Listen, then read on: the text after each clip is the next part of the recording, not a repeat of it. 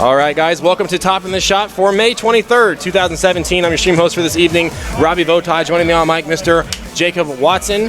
Welcome. We are broadcasting live from Game Cafe in Independence, Missouri. So if you're in the I-70 area and you're into fighting games, come and see us tonight. We'll be open until about 2 o'clock in the morning. So appreciate you guys hanging out during casuals, blah, blah, blah. Let's get our first match underway. I'm going to call it out again. I need, Dragon Mode playing. I need Mosaic and Paper Marcus on stream. After that, I need Blanca Cat and Valteria. Drag's playing melee. All right, so Mosaic and Paper Marcus. I'm gonna try to sneak in our bracket link real quick, so if you guys are at home, Moobot can take care of you. I got 1, 2 out of 3 in. That's pretty good warm up. Pretty good warm up for a fucking tournament.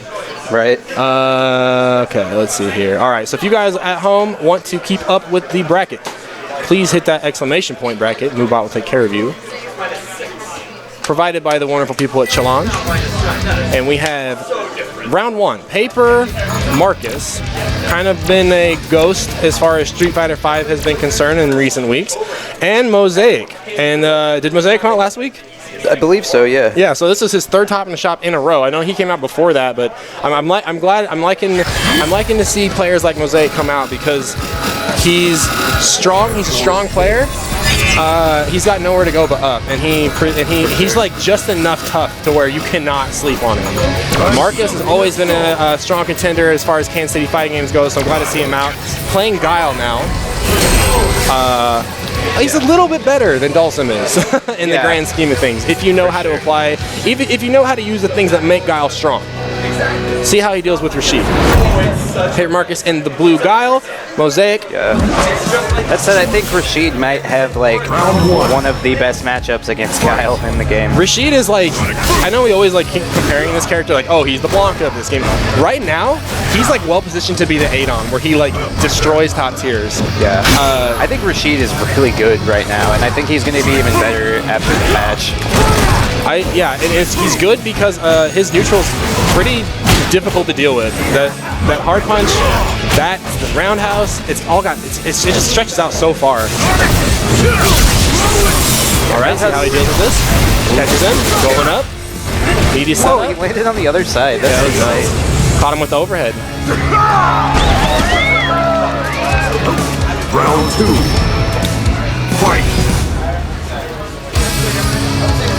Yeah, both players slowing it down. Rashid does have a great anti-fireball tool with the roll, but Guile's Sonic Boom is so slow that it's not going to be as conventional trying to dodge a Hadouken.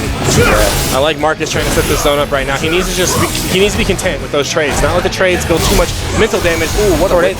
Yeah, Tornado's going to catch there, a little bit of extra damage. Why does that make Guile land on the other side? I've never seen that happen with any. Is he not like not mashing the whirlwind properly? Can he match that one? Yeah. Maybe he's not getting enough of the hits in or something. Oh, big punish opportunity here. Oh yeah, he could have done. I would have done super. Yeah, he could have done low forward mixer super, might have killed. Maybe. Trigger on deck for Guile though. I think he's just activated right now. Ultra Data made a good point that Knuckle Dew will sometimes activate it just kind of raw because it's the same effect as getting a V reversal out of it because your series is going to push him out. Right. Big damage.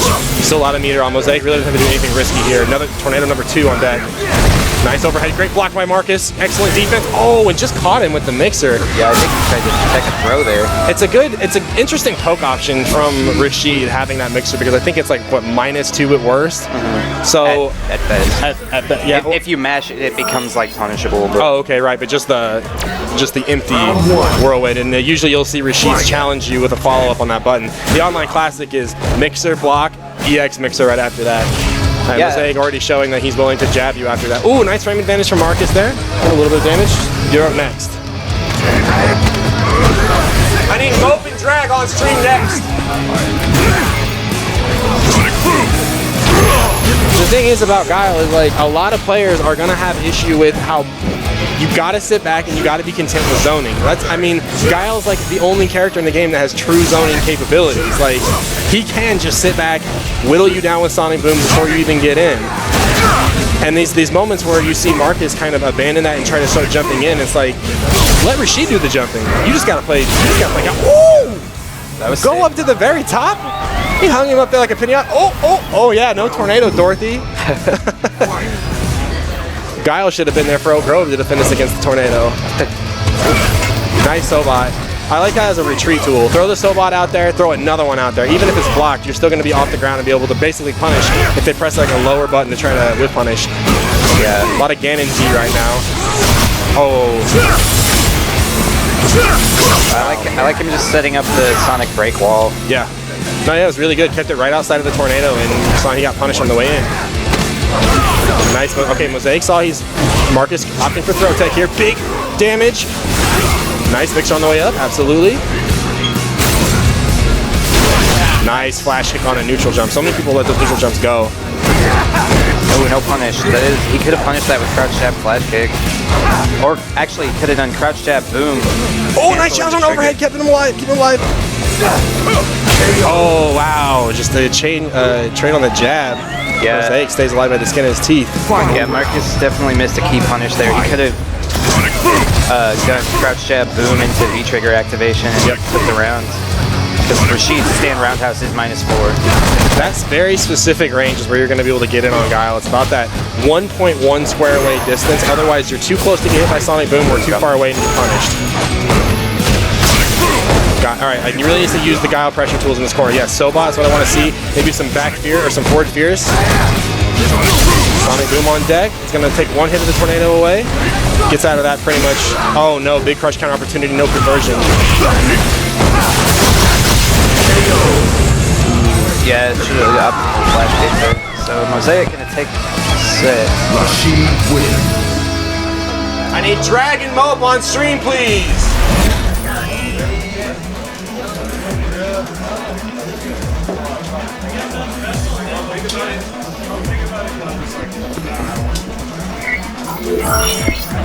Yeah, and if you've been out of the game for a little while, and we're going to see a couple of these matchups tonight, where if you've been out of the game for a while, some of these characters can be pretty sobering. Rashid definitely one of them, and Malcolm's in the house visiting family this weekend, and he's made some pretty good progress online with Ibuki. And he was playing Ibuki before Sheehan won that major, by the way. So when you see Marcus on stream tonight, don't think that Marcus is hopping on the flavor of the month train, because he's been on Ibuki for a while. He also has Bison as a backup character. Personally, I'd rather see his Bison, but that's just me. Who's that? Drag? No, I'm talking about Marcus. Oh, gotcha. You mean his Dawson? Sorry, Malcolm, not Marcus. I was talking about Malcolm. Oh, okay. All right, so Drag, a brand spanking new player. In fact, he said tonight before he handed in his tournament fees that I'm not ready. And Watson responding appropriately, like, if you keep saying you're not ready, you're never going to get ready. And that is the truth. Yes, I think Drag's playing Guile. We were talking a little bit about it the other night. The two characters he's interested in are Guile and Zangief, but I think he's leaning more towards Guile. He's a Samus player in Melee, and I think like Guile is a pretty... Next on stream or an open setup, I need Blanca Cat and Valteria. Amazing Spider-Man and Springs 02. RTY and Gullible. Malcolm and Robbie. That's on deck. But yeah, I think from Samus to Guile makes a lot of sense. Samus is probably the closest thing Melee has to like a true zoner. Yeah. I just on top of that, I think Guile is just a fantastic character to learn the game on. Especially if you're in this weird window of Season 2 before this next patch comes out. Not that a new player is really going to, the patch notes really won't affect them all that much.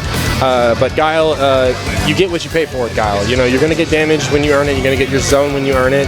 Yeah. And he can pull off some pretty big damage with the boom loops whenever you get more comfortable with them. Yeah, and he's really not changing that much in the patch. Like, he's getting his damage toned down a little bit because upside down kick will only be +4 on hit.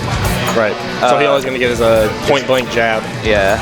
But his V trigger is getting reverted to 3 bars, which is kind of a buff and a nerf because it's also going to drain slower, and it's going to like using the V trigger booms is going to drain less of it. So he will have to get hit more to build trigger, but he'll be able to do longer boom loops now. Right. Also, the other side of that is he'll have 3 chances to V reversal. So that's why I said it is definitely both a lateral move as far as being a buff and a nerf, a buff and a nerf. For sure. So yeah, I don't think Guile's getting hit too hard. No, In just some kind ways, of it's gonna be better. just like in Street Fighter 4. I believe it was Metal Music Man's tier list for characters to learn the game on. I think a lot of that still carries over to 5, with Guile and Balrog both being very solid choices to learn the game, even Dictator to a certain point. Far away from the old days of, just pick Ryu and Ken and see if you can throw a Hadouken. Yeah, I would not recommend new players to pick up Ryu, at least not in its current state. I would say if you were going to pick up Ryu to learn the game, why not just pick up Nikali Yeah. or Ken? And even Ken's like, I don't know. All right, so Drag playing Guile and Mope fresh. Of course, Mope being one of our returning top of the shop players. On board with the Ojo-sama herself, Karin.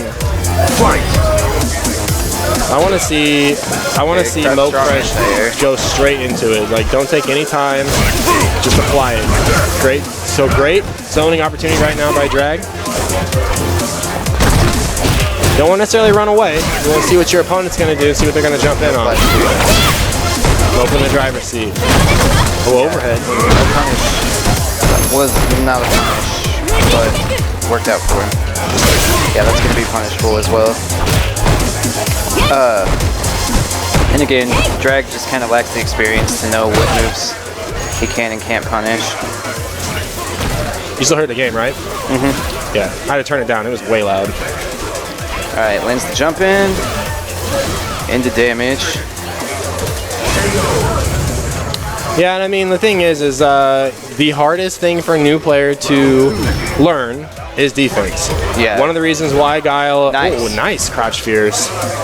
One of the reasons why Guile's a good character option is because he only has 2 special moves, technically. He has a third with this V skill.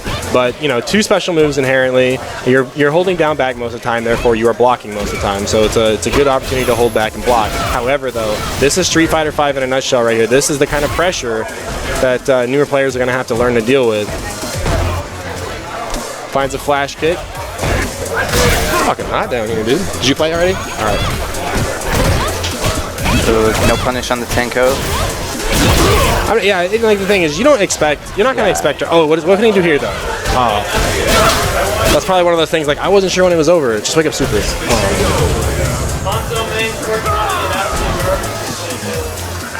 All right, so off stream RTY. I don't. Who's gullible tonight? Little Rob. Oh, okay. Oh, good. I'm glad Little Rob's in the bracket then too. Yeah. All right, so Mope up 1 game. We kind of had a last-minute bracket explosion here. Yeah. I think Chad was trying to get in too, but he was a little too late. Oh no! Oh fuck! I didn't put Chad in. No. Okay, I gotta give his money back then. I took his money from him and then I.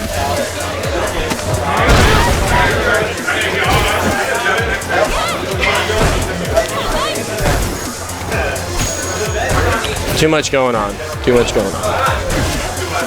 Back and forth here in neutral. Mope just trying to do some kind of basic stuff. Big damage opportunity. Gonna get corner carry off this. Oh, didn't get the juggle.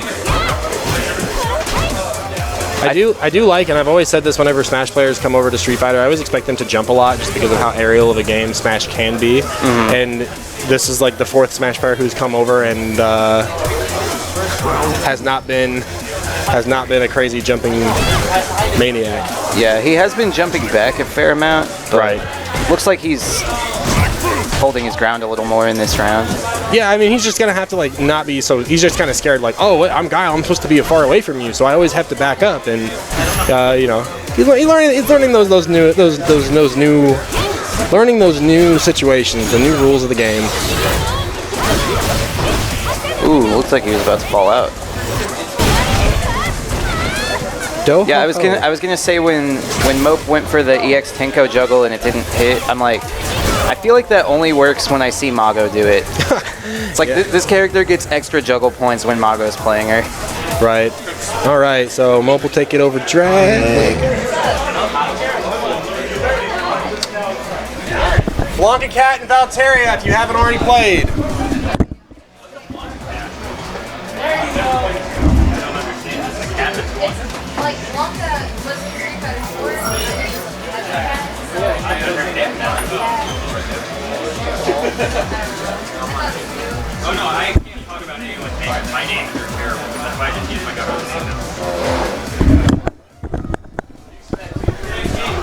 All right, now Blanca Cat, one of the old shop kids, now playing against Valteria.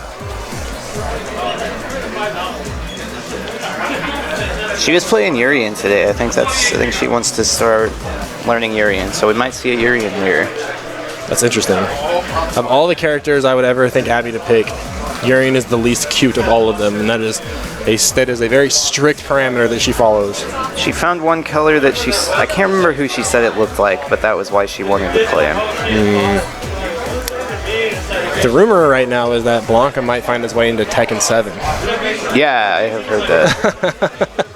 I think he would fit in that game way more than he would fit in this game, honestly. What would his V skill be? River Run? Or some sort of, I mean, because Guile's V skill is completely new. Oh, no, V skill will be Hop. No, it won't. Yeah. No, it won't. Yeah. That's his V reversal. Okay, then V skill is because they're gonna Vega him, you know. Yeah, V skill is coward crouch. Coward crouch into something, like you can either just crouch or you can get something else out of it. Yeah, maybe. Like Giles can kind of follow up. Well, I don't know, man. Like, Blanca does not make sense in this game's engine the way that the character is designed. I don't know. Blanca Ball is just a different dash punch, technically. Up ball, rainbow ball. Maybe rainbow ball would be the V skill, and how long you hold it depends on how far it goes. Yeah, maybe. Because you know they would do something to fuck up the hop. Yeah, probably. And I think they should give Vega back. He should be able to flip no matter what. And they should make his B skill a Rashid roll. They should make Akuma's teleport not suck. It is pretty bad. It's not even. It doesn't even just lose to meaty throw. You can throw it anytime. You can chase him and throw him while he's teleporting. You don't have any idea how good it feels though. I don't, because I really don't. After Street Fighter 4, man. Nobody plays Akuma in this game, and I played against him all the time in 4, so that shit was... Because Sakura, like a lot of characters had OSs to punish teleport in 4. Sakura had nothing. So she just had to hold that shit. Valteria is going Vega here, and what I'm not super hype of in this situation is that I would like to see Valteria stick with Urian and play. Ooh, nice anti-air. Play his Urian game, and I think he's kind of like, oh, this is Abby. Yeah, fuck him up, Abby. Yeah, let's go. Yeah, let's go. Get the fuck away from me. She's got those up ball reads, and this time she can't screw the up ball up. Yeah. Because remember she used to do rainbow ball sometimes. Yeah. Nice spacing right now. Yeah, I don't know why she wants to play Urian when she already plays Guile. Like, he's better and easier. And she's doing a good job just holding space. Let's go. Yeah, let's go. Jump at me. Jump at me. That's what she wants. She's like, jump at me. Let's go. I got the shot. She just doesn't know that's a punish. Yeah. Low forward should be able to punish that, too. That's incredibly negative. Although she can get a crouch strong flash kick. Okay, what do we got? Yeah. Let's go, Abby. Ooh, okay. Nice stuff. Can't follow it up. No super. Gets caught mash and throw. Per Valteria huge. But yeah, I mean, and again, Abby, not the most experienced Street Fighter 5 player whatsoever. Played a lot of Blanca back in Street Fighter 4. It's a good character for her. Yeah. For a lot of the same reasons we talked about with Drag. That's not a knee. That's a Urian button. Man grabu. Overhead. Yep. Gonna be stunned. Should be the game. All right. Let's see what Blanca can learn from that. Also, she's still pretty much coming from Street Fighter 5. Okay, we got Ray Sean whispering in her ear right now, saying, "Hey, you got to punish those slides." Sticking with Guile. So what I don't want Abby to do is to detract from her gameplay, because I think she did a pretty good job early on. Yeah. I'm not sure if she knows that she can still charge. Oh my god! I'm not sure if she knows that she can still charge flash kick while she's doing the V skill. Right. Well, that's one of the things too she never quite learned as Blanca was while I'm Blanca balling or while I'm doing electricity, I can hold charge to do something else. Yeah. She kind of wanted to play DiCaprio for a while, and I was like, I don't know, you're gonna really have to Wow. Wow. Splash a kick. What a dude. whiff punish. It wasn't even a whiff punish. Yeah, it was like hold that shit on the way in. Yeah. It's like, don't try to gimmick me with that shit. Oh, this is going to be big damage, though. Well, Valtteri keeping it pretty basic. big damage as far as Vega is concerned. This is the game we play. Yeah. Capcom, why? Capcom, why have you done this to us? Look at the reward between Vega's neutral, 60 damage, versus Jurgen's 300 plus. Why? Oh yeah, those claw switch combos are kind of weird. You gotta kind of be on your chest. Yeah.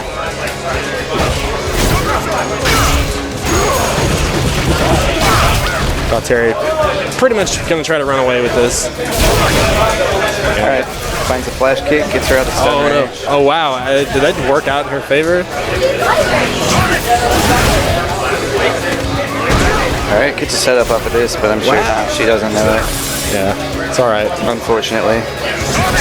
Just needs more time with the game. Oh my god! I mean, she got at the end of Street Fighter 4. She did get pretty good at recognizing up movement and then just going in. Okay. Yeah. All right, so Rose to seal the deal. Valtteri gonna take that 2-0. Always glad to see Abby in the bracket.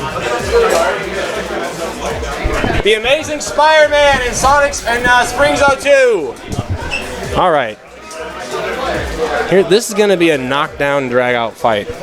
This is gonna be the man himself, Wake Up Super.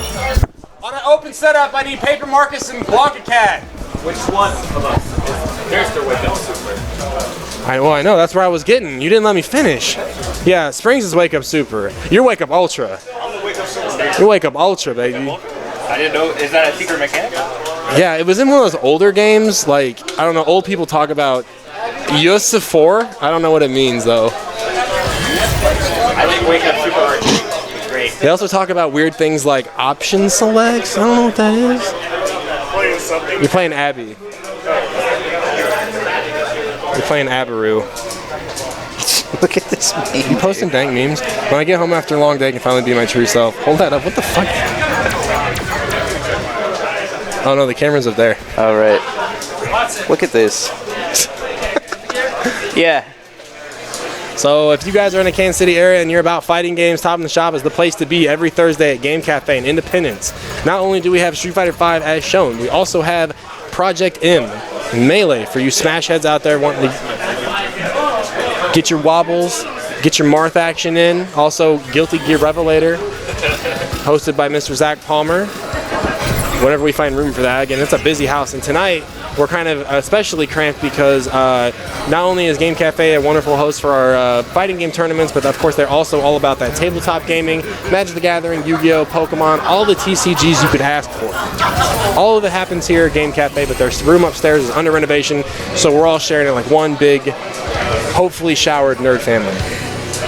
Kanzuki Beach. So we're gonna go back here. Yeah. Which I talked about this when we were at NakaCon 2 weeks ago. They had those arcade cabinets, and until you play Street Fighter on like a 36-inch lagless monitor, the game looks really good. Yeah. I loved playing on Kanzuki Beach because all the colors look bright. You're playing on this legitimate arcade cabinet with the Sanwa parts and the Hori, the Vulix cab. I don't know if it was a straight Vulix cab, but Yeah, it was sick. very close to it. Very awesome. Made the entire experience of playing the game very fun, despite all the gripes and all the stuff you hear about people. Just to hear people say, man, I don't like this about the game, but man, playing Street Fighter 5 on this cabinet is sick. So it looks like we're at Temple of Ascension. I don't really see this. This stage doesn't really come up a whole lot. I hate this stage. The effects, like the weather effects, are really annoying. Personally.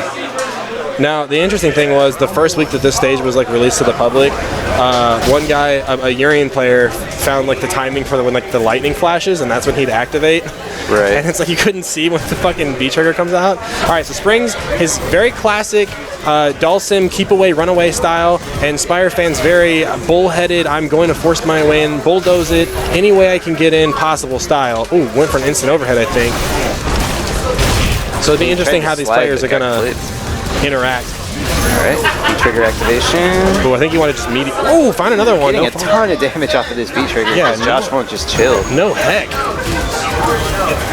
I don't know if Josh and Springs have played in bracket. I really can't remember the last time these guys have played in a competitive I like scenario. the crouch medium punch to challenge the dash. All right, V-trigger activation. Nice reversal from Springs. Oh, wow, the active frames of that Dawson crouch fierce. Yeah, still caught the dash. Oh, he got a chance.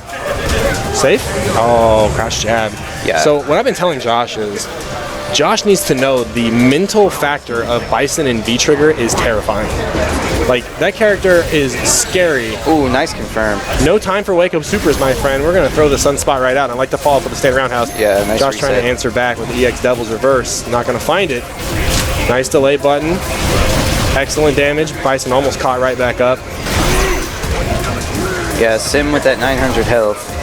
Bison does a ton of damage. Yeah, it had to be reversal there.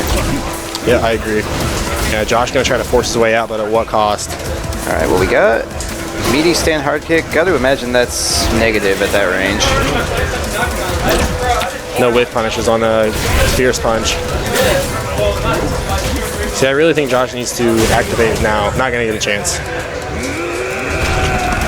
So very, like I said, kind of a knockdown, drag-out brawl that first game. Josh also has a Guile to go back onto, so we might see our third Guile for the evening. I don't think that match warrants a character change. No, I honestly like Bison better against Sim. Because Guile, as good of a character as Guile is, I feel like Sim kind of doesn't let Guile play his game, really. But then I think that Guile, though, gets to show off his up-close offensive tools against him once he pins him down. And that kind of shows you why he's top tier, because you're like, what? Why does this character get to zone and whoop my ass? I don't know. I mean, he gets Please, no. he gets like 2-button sequences before he pushes himself out. Oh, no, I don't know about this. He does have a lot of buttons that are plus on block, though. Maybe, but will he get a chance to use them, though? Because I don't think that Springs really beat him on the ground as far as buttons are concerned. He just kind of got... Springs is one of those players where if you let Springs play his game, you're going to lose. Right. You have to know how to counter that play style to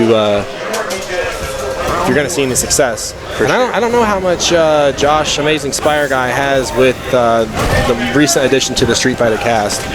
Because you did say that Colleen does have a lot of plus buttons, but is he going to get a chance to use them? And I like that Springs is going in right away.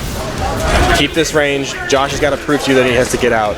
Meaty throw, double one. Oh, nice! He got a meaty setup right there. That especially works against Josh because he's always looking for that delayed throw. Yeah. Oh, too far away to get the... Like, literally always. You cannot condition him not to. He's gotten better at it, though.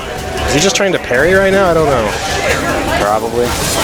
Vanity, EX Vanity step to get in. Nice overhead. Overhead's plus on hit. Very good use of Springs to use the V-reversal while he's ahead. You know, we've been talking about that the last couple weeks. It's like the chair. It's like, no, I'm ahead. I'm going to stay ahead. I'm ahead. I'm going to stay ahead. Trying to parry a limb right out of the gate. Man, he's going for the highlight reel right now. He wants to see do something big. EX parry. Nice. I like Springs just playing this very basic Street Fighter. Yeah, he could have had instant EX Gale to keep that damage going. Air Gale. Overhead. Throw. No. Okay. Cool off. Close to stun. Nice V reversal. Oh wow, even got through the second Illuminati trigger. Yeah. Alright, plus on the drill. Ooh, risky fireball, but Josh not getting too much off of that punish. Haven't seen any fireballs from Josh's side either. Yeah. Alright, so Spring's gonna cram it in and gonna take it. Hopefully Josh sticks with Colin, but who knows. Malcolm and Robbie V on stream, please.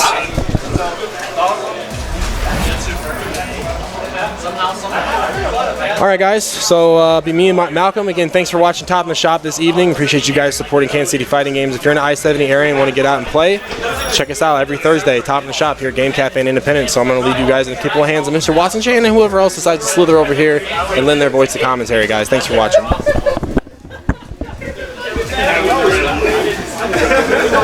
Let's get these names updated real quick.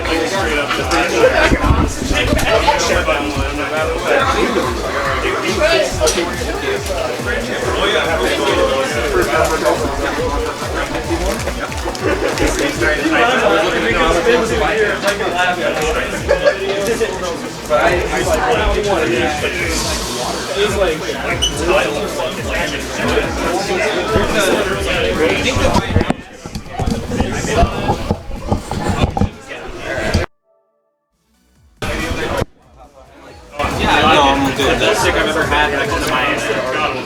let me know. I got left out. Oh well.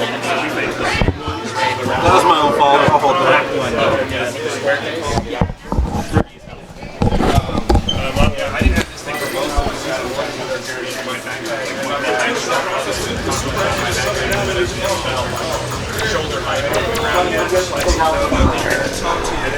Get this up here.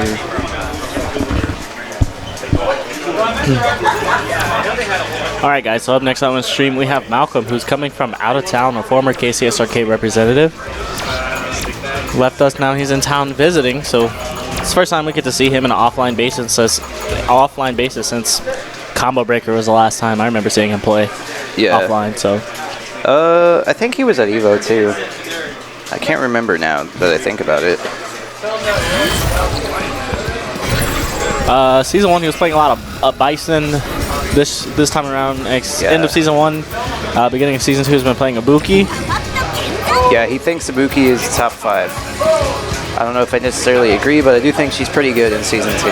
The fact that somebody who plays the character, he's like probably one of the only people who thinks that she's top. He thinks he calls her the secret top tier.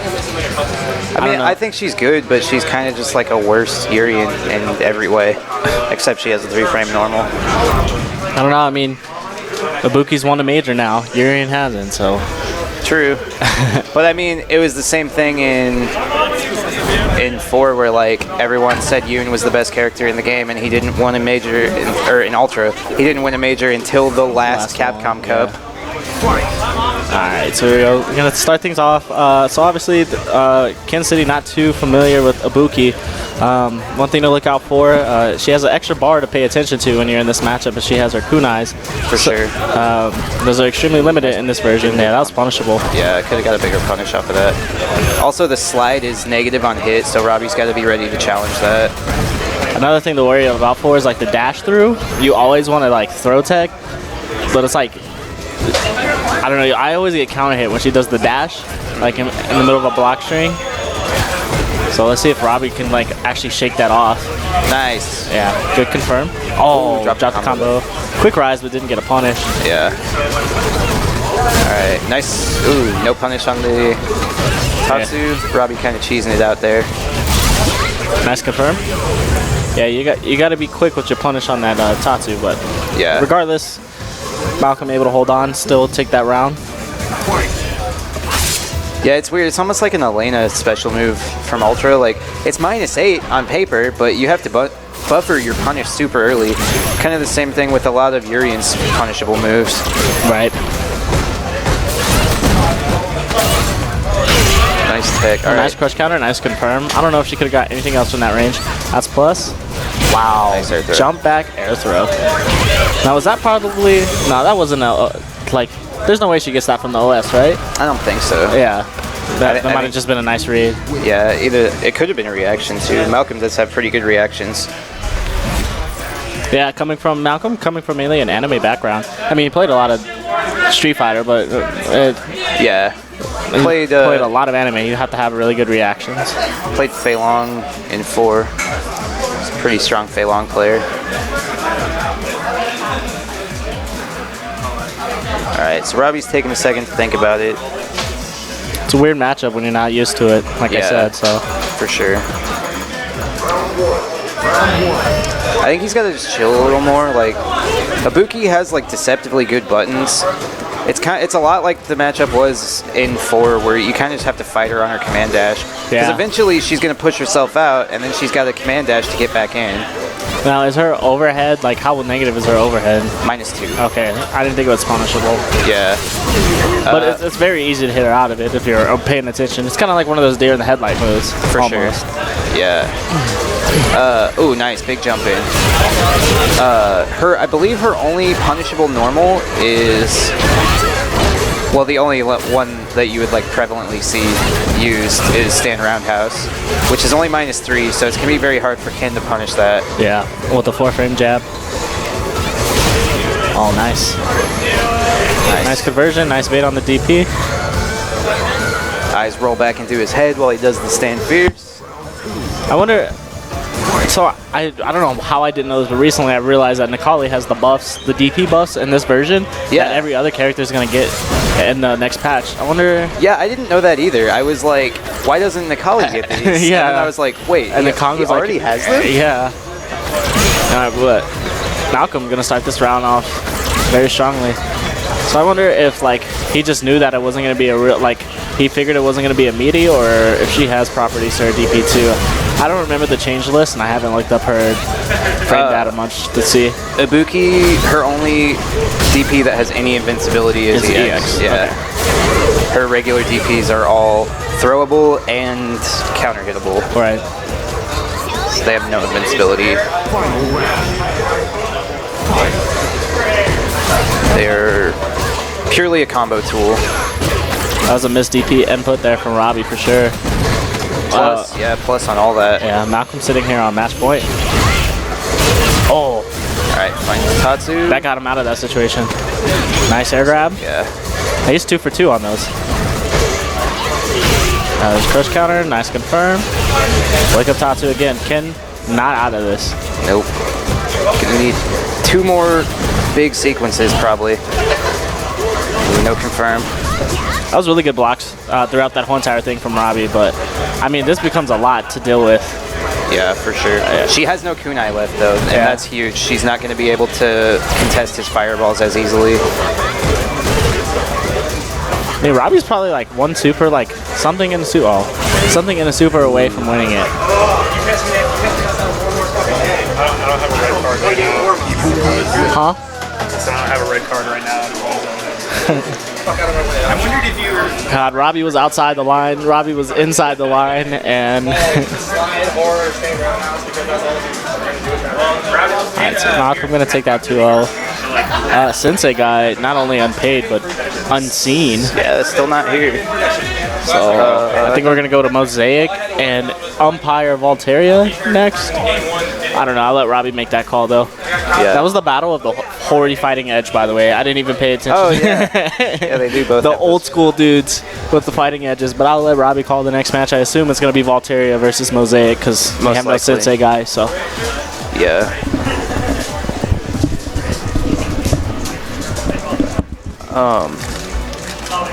Yeah, I don't know. Just look.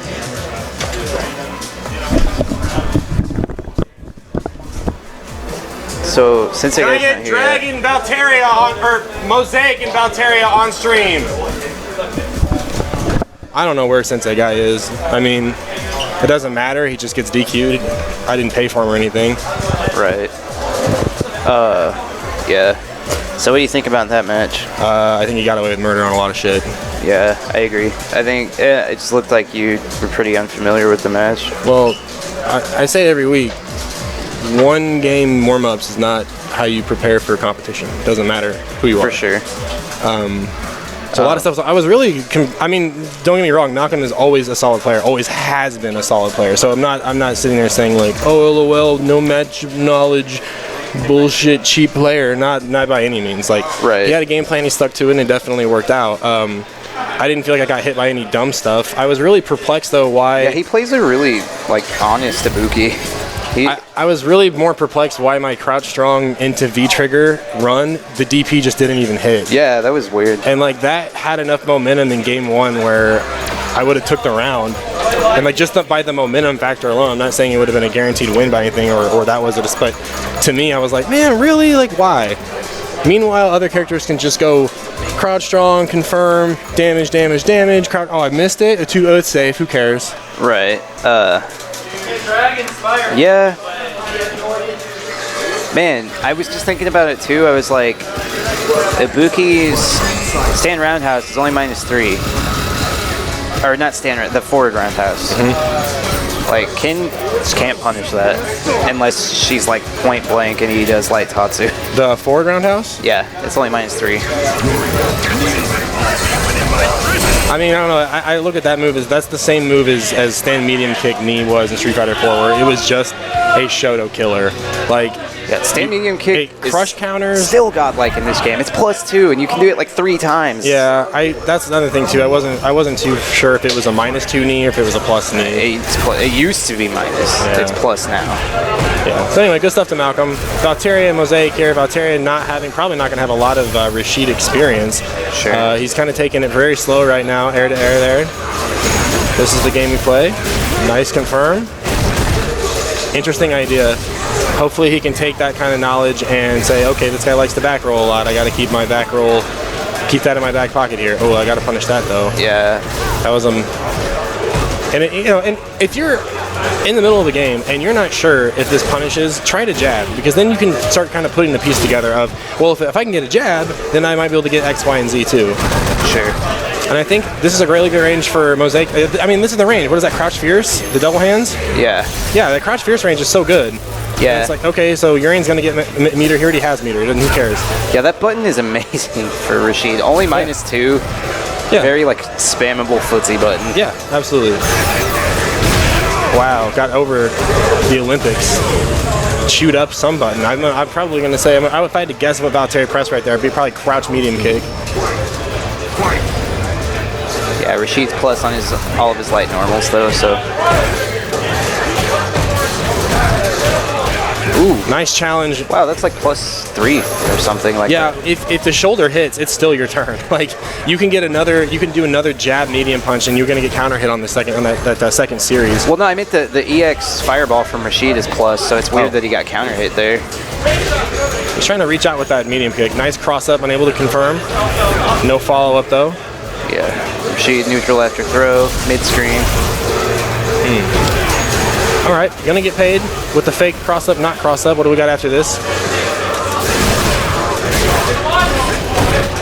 I like Valtteri kind of hanging that EXDP in his back pocket for the last second. Oh, we got these? You can get a launcher. You can get Crouch Fierce after that. How tight is that? Like, if this character couldn't already do enough damage out of a trigger. Yeah. Wow, look how it just... Denied, dude. Yeah. Now, if Valtteri jumps here, he's going to get supered. He needs to be careful. Nice cheeky snipe. Oh, that's going to be chipped, though. Good idea. Good idea by Valtteri. Yeah. He's going to take round 2 of game. Yeah, good stuff. Good thinking by Valtteri. I really like this. He's slowed down, much more reserved. Ooh, no anti-air. Mosaic really got to start anti-airing. Rashid's anti-air's got a lot better in Stand light kick, absolutely. He was stand light kicking me quite a bit. At least it was trading over when I played him. He was the one guy I got to play casuals against. Yeah, his crouch medium punch, also a really good anti-air. That's his classic anti-air tool for sure. Yeah, it's better now too. I think Mosaic kind of plays with the mentality of everybody knows that I want to do EX Mixer, so I'm just not going to do it. Because like, especially whenever, Valtteri just throwing buttons out, just really taking advantage of all those great Urian normals. Didn't really necessarily outplay him, just never was necessarily challenged. Mosaic taking a minute to think. He did play, I think, Nakali or Balrog the last week that I saw him here playing. Yeah, I've seen. Or he tried Ken once too, I think. I've seen him play Ken and Nakali. I don't know. Doesn't really seem like he has a character that he's settled on yet. Well, he was trying to shimmy the absolute shit out of me in our casual, and I didn't really get to see him a chance to pull that off because a shimmy will work against Valteria. Oh yeah. But up in the scramble, he's definitely trying to press light punch, light kick. So we see Alex. Yeah, Alex now.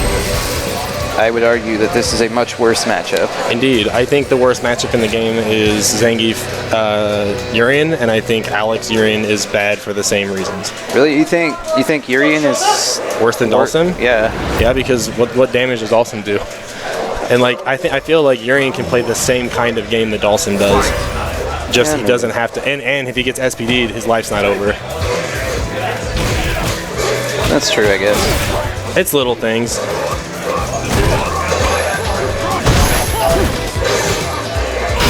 Okay. Both characters trying to kind of figure out what they're about. All right, big damage. Valteria taking advantage of that player 2 slot, that 9-win streak. 0? Yeah. Right? Oh, didn't challenge, but still got some damage. Yeah, Yeah, man, Valterra really needs to work on his meaties. Like, none of that shit is real. Right. Alright, gets the throw. Activation, how's Valterra's, yeah, this is the game.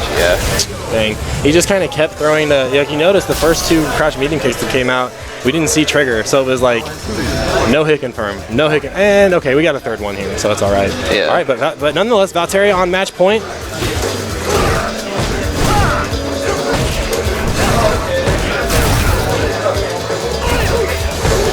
I really feel like Mosaic should just play a little bit more defense and just kind of let Valterra hang himself. But again, that's one of the hard parts about this particular matchup is that Urian can zone. Urian does have the buttons to fight at the 1 square range, and really one of the only things that ever made Alex super competitive was that crouch medium punch, and it got nerfed in Season 2.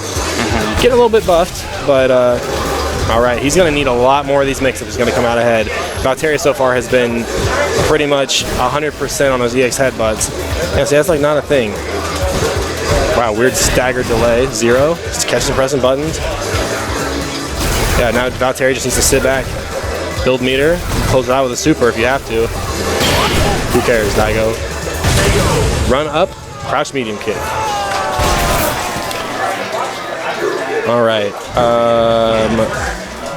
Can I get Watson, Chan, and Springs 02? After that, RTY and Malcolm.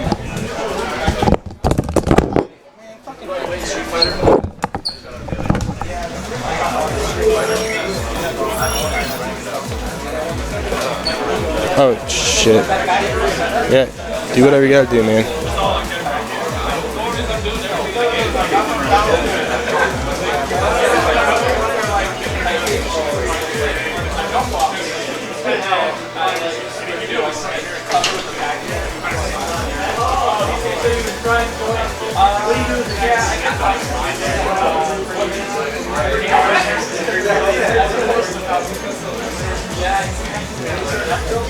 All right, guys, more Street Fighter V action coming at you next. Springs 02 versus Watson.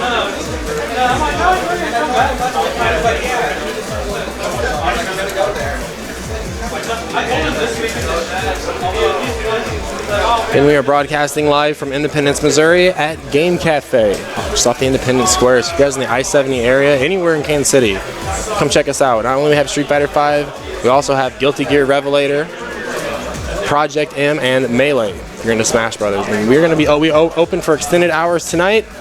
We usually pack up shop around 2 o'clock in the morning, so even if you come out and go 0-2 in bracket, still plenty of opportunity to get games in with the guys in the scene. And you are always going to level up way more offline than you are online grinding LP.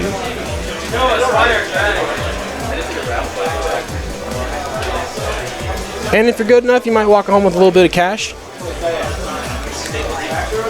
But the most important part is that if you lose, you can't lose if you learn.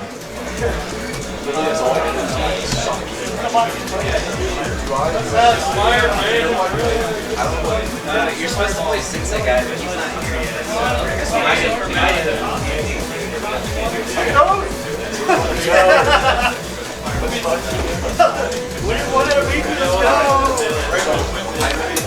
All right, so Watson Chan back from the bathroom. Tournament record shows Watson Chan has usually had the upper hand when it comes to these guys meeting in bracket, but Springs still makes it a pretty close game. I like that Springs is kind of trying to show a little bit more discipline in his movement. He's not so jump, slide, teleport kind of move oriented like he has been in the past, so just shows good sign that he's been in the training and working. Watson been kind of off and on about Street Fighter this week. I talked to him last night. We were playing some Dark Souls online, and he's just like, yeah, I just haven't really been that motivated to play. So kind of you kind of get into a lull whenever you play, you know, top in the shop every week and weeklies and things like that. The best way to break up some of that monotony is you got to get on the road. You got to travel, even if it's just a state over. Go to their regional, even if it's just a couple hours away. Go to their tournament. So Watson going to be representing Akuma still, and Springs going with Dulcin.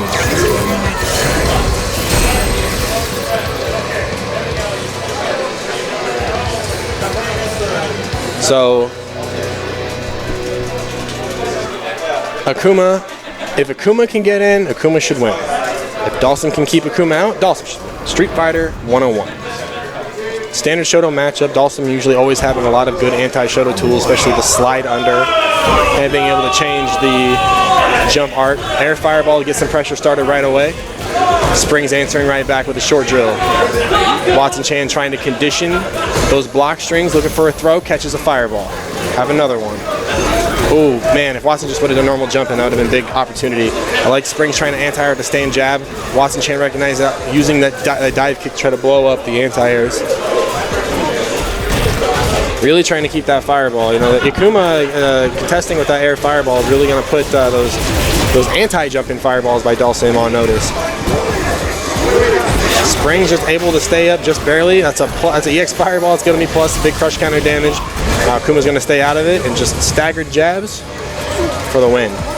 So you saw a lot of rotation of offense there by Watson, trying to condition for the throw. Oh, trying to DP a limb right at the gate there. That's not quite a honest strategy anymore because of the invincibility frames of DP gone. Nice air fireball, scoops the whole thing with corner carry on top. Springs in the corner, looking for V-trigger, slides out, gets a throw of his own. Meaty throw, Watson sniffs it out. Ooh, no real punish on a sweep. Snipes him anyways. Got that ACOG scope on the fierce punch.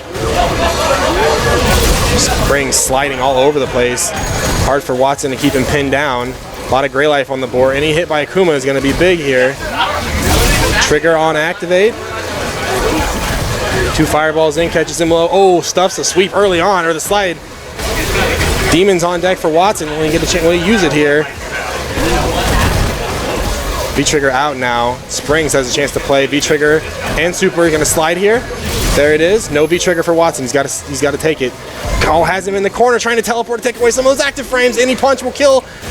And a very, very, very high fierce punch by Springs seals the deal there. Back and forth, these two players right now. Watson's doing I think that Watson needs to slow his game down just an absolute fraction of a hair, because Springs, Watson's got these setups, he's trying to be very calculated about it, but Springs is just all over the place right now, teleporting, sliding, trying to break up all these setups. Interesting throw interaction there on the crouch short. Fireball, no recovery, still gonna get scooped anyways. Watson getting a little frustrated there with these sweeps, trying to confirm here. Big damage on deck. DP. Full. Got him, I think. He's got to block the whole thing and a fire.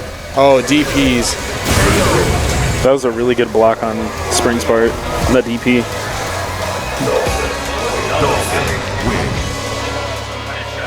Joining me on commentary is Mr. Valteria. And that's kind of the frustrating part about Springs' playstyle, is that you can feel like you are outplaying him, and you feel like you don't know frame data, you don't know setups, you don't have meaties, and things still just work out for Springs. So that being said, discipline is paramount. All this free damage is getting right now, standard Dawson stuff. Watson trying to take more of a zoning approach. Springs not having it, teleports the other side. Wow, he jabbed too early. Oh no, Watson thought about it way too long. Huge fucking damage here. Springs way ahead.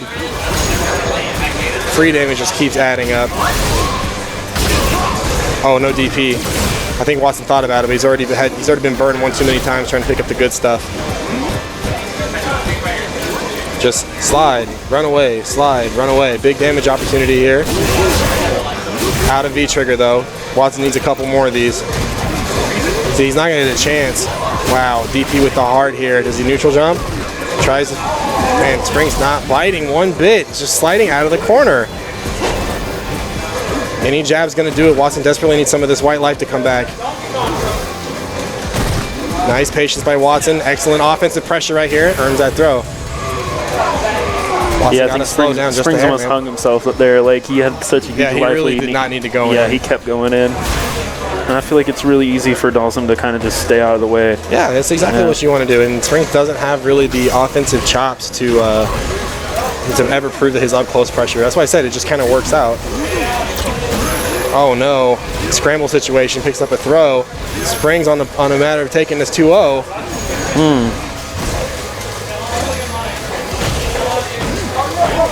Trigger on deck for Watson, but no other resources outside of that. This is... Oh, no. I don't really... That's unfortunate. Yeah, this is a wash. Springs, yeah, it does not need to go in right now. Springs just needs to hold back. Like I said, it's like jab, but why? There's a chance here. You know he's gonna slide though. Oh, okay. You know he's gonna slide. You know he's gonna slide. You know he's gonna slide.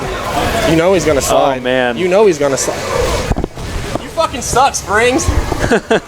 Watson's so close to exposing the infamous Springs. But he did though. Like. Fucking slides every goddamn time. That's why that fucking.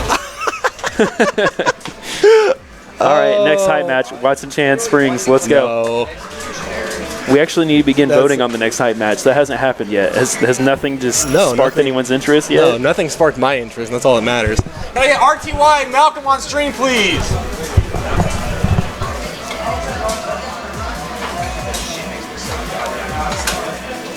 Has anybody heard from Sensei Guy? No, and I cannot put any energy into it because I do not care. Okay. Who's gullible? Oh, Rob. Hey, can you run commentary? I need to play Rob off stream. Robbie V and Gullible off stream, please. We got the one, the only Watson Chan joining us on commentary tonight. All right. How do you feel about that match, Watson? He's a fraud, dude. He is. Like, he does the same thing every time, and like, I literally lost because of execution errors. Like, don't get me wrong. Yeah, I like the guy, but it's to my understanding that him and Mope haven't really been playing a lot of Street Fighter, so I don't think he's really been working on it. But yeah, I mean, it's me and Robbie were kind of talking about it. Like, it just works out for him. Like, yeah, it's not like he's doing anything. Execution errors, like that's what happens. It's very annoying. That's all right, man. You're still in it. Yeah. It's like, I mean, come on, dude. You got hit by fucking 5 slides in a row. I'm anticipating another 4th place. I don't know how I feel about it. Yeah. But it's like, you know, he like clearly doesn't learn when I can do demon flip slide that many times in a row and it works every time. Because he's just always mashing slide. Yeah, he's not really adjusting to it. I should have just done it again. But anyway, we got ominous RTY on the Nikali playing against Malcolm. Yeah. So, Rayshawn. You need to switch the tags. Yeah. We have RTY on Nikali and Malcolm on Ibuki. So, we saw Malcolm kind of show us a little bit of his Nikali. He did pretty well against Robbie. You mean Ibuki? I said Nikali, yeah. Ibuki. Yeah. But, you know, we don't really have any Ibuki players here. Like, I think we have a couple that play every once in a while, but not, like, all the time. Sure. I know Sensei Guy kind of dabbles, but...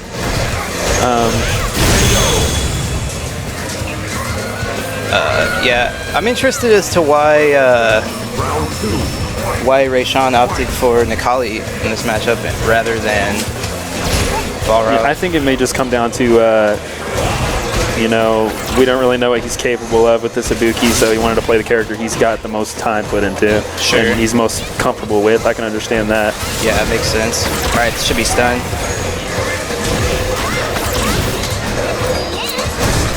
And I don't blame him for wanting the DP either. Plus on all of that. Oh, man. Gonna find him with the low forward.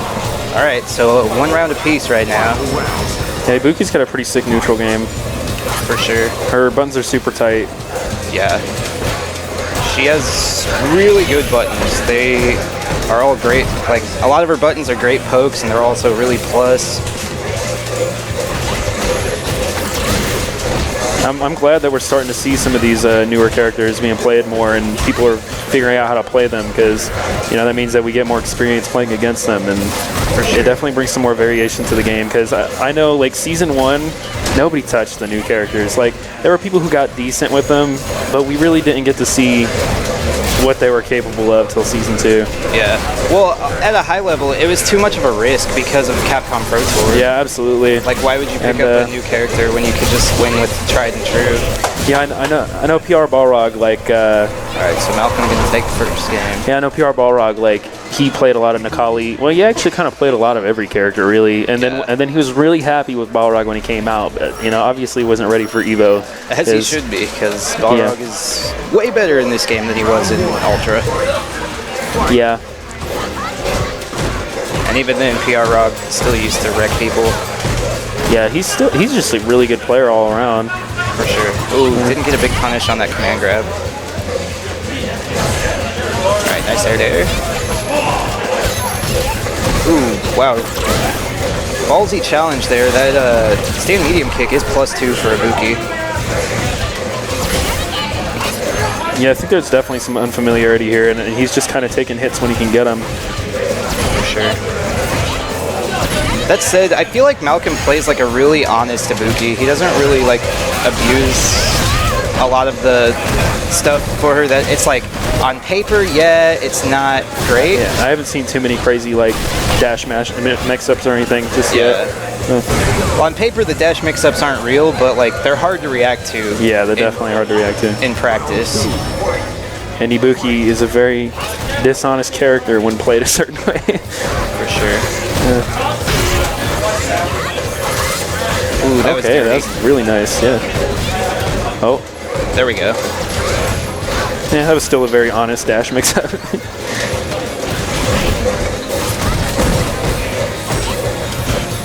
Nice, jabbed him out of the overhead.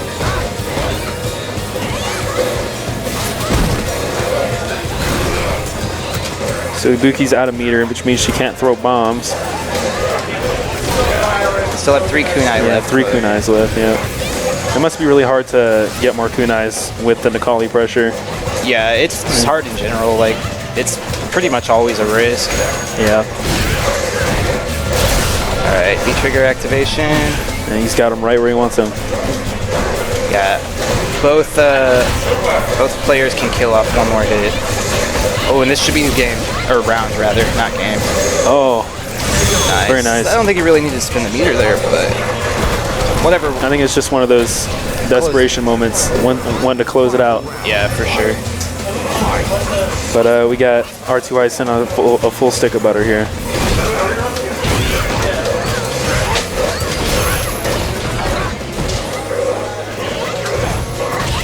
Alright, finds the crossover. Rayshawn focusing a little too hard on the ground game here. Alright, confirm into a reset. Goes for another reset. Doesn't quite finish the combo though. Yeah, I don't know if I agree with the V reversals. I think you should definitely be saving that meter. Oh man, that was insane reaction. Yeah, Malcolm's still gonna have a slight lead though. Yep. Ah, boy. No kunai though for Malcolm. So he's gonna have to go in to seal this out. Yeah, favorable trade.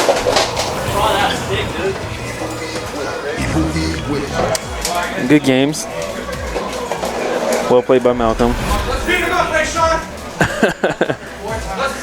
So we've got 2 upsets so far tonight from Malcolm. I'm at my boiling point. Boiling point. Oh man. So we can do some losers bracket stuff. We can get Springs and Malcolm, or I don't know what we're doing about Sensei Guy. He still isn't here, to my knowledge. Yeah, I think we'll go ahead and get Springs and Malcolm. We'll get up to winners finals, and we'll let losers catch up. All right. Can I get Springs 02 and Malcolm on stream? We gotta play. Or which one do we do? I gotta play you in Guilty Gear. We're holding up the Guilty Gear bracket. Oh, we can play that if you want there. All right, never mind. Let's get Gullible and Robbie V on stream. Oh, never mind then. RTY and Drag on stream. That's all we have? Yeah, because Sensei Guy's still not here. Where's Gullible at? Right there. Check my Facebook really quick to see if he's messaged me, but... Oh, did they already play?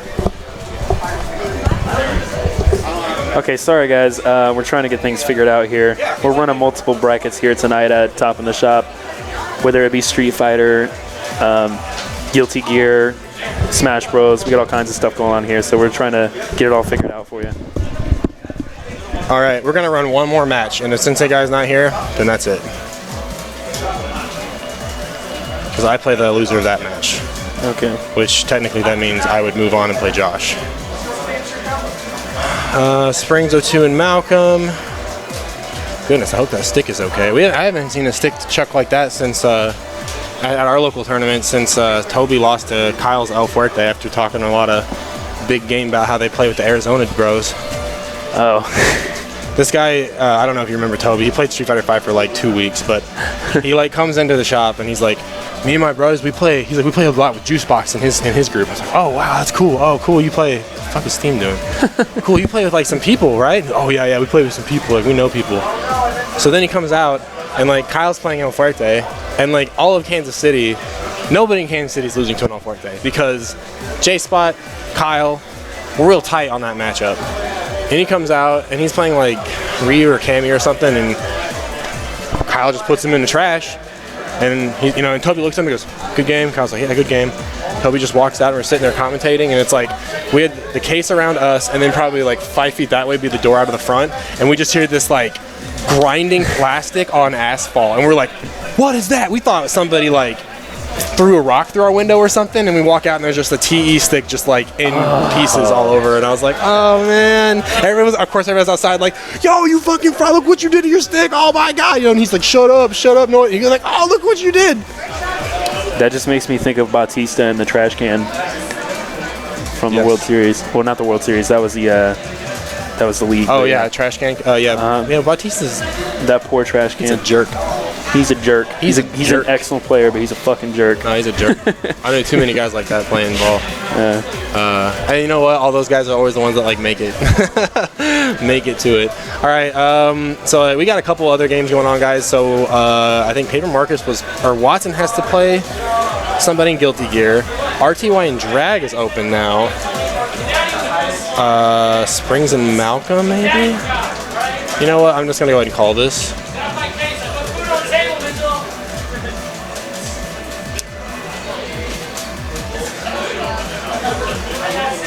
And if Sensei Guy magically reappears, we can always go back. Unless I beat Josh right now. Can I get Mope and Valteria? Winner side. All right. Is Mope open? Okay, good.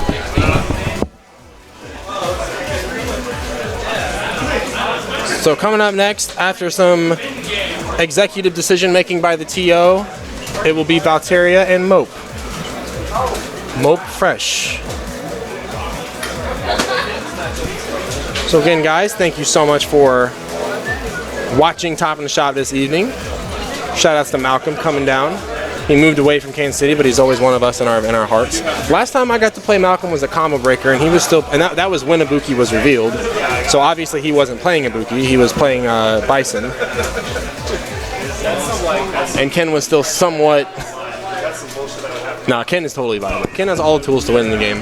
It's just a little bit more clouded, a little bit more difficult than some other characters in the class. But anyways, I'm glad that he's on Ibuki. He plays in sometimes our online series called Cash Me Online. How about that? And always does well. So it's good to get the Ibuki experience now. But I always tell people this, and Rayshawn already knows. I already know.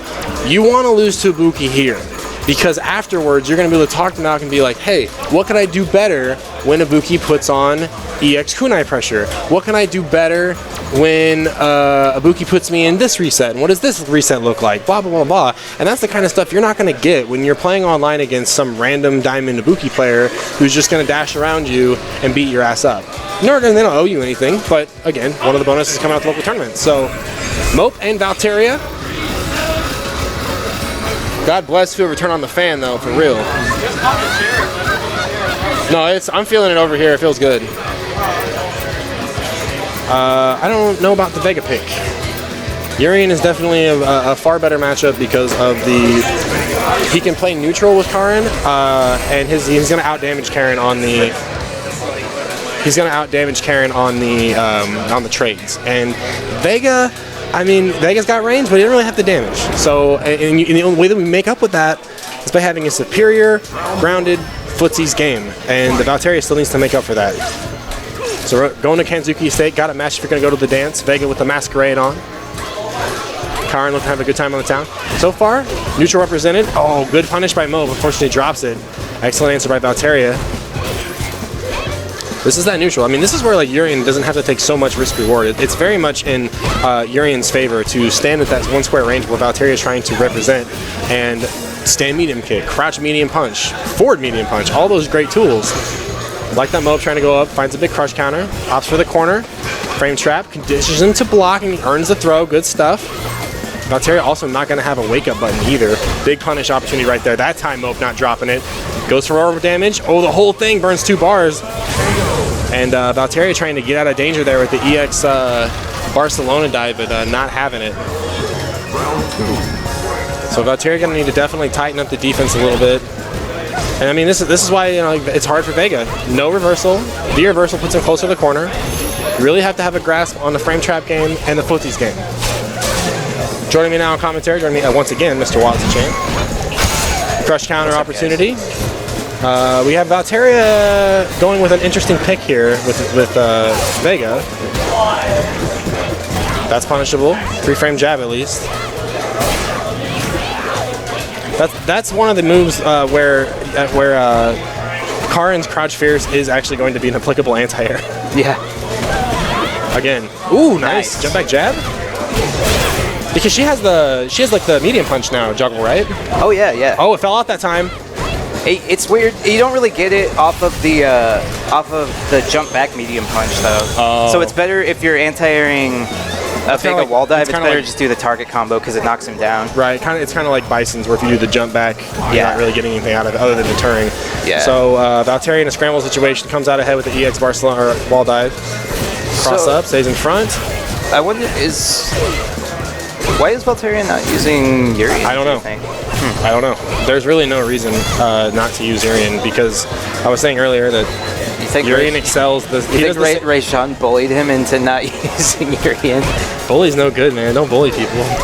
Claws off now. Command grabs on deck. Wow, just do it. That being said, though, Mope really hasn't proven. Ooh, 2 command grabs. Wow, what is this constant Karen screaming in our ears right now? I don't know. It's like there's a little bit of a delay. Yeah, I don't know what that is. I turned the monitor volume up because I couldn't fucking hear anything when I was playing. But so that might be a little bit of bleeding over. So Valteria kinda scrubbed it out. Just kinda got by on those random EX wall dives. But that being said, like the speech I gave before this, lose to that now, not on the road. For sure. Wow, what an answer.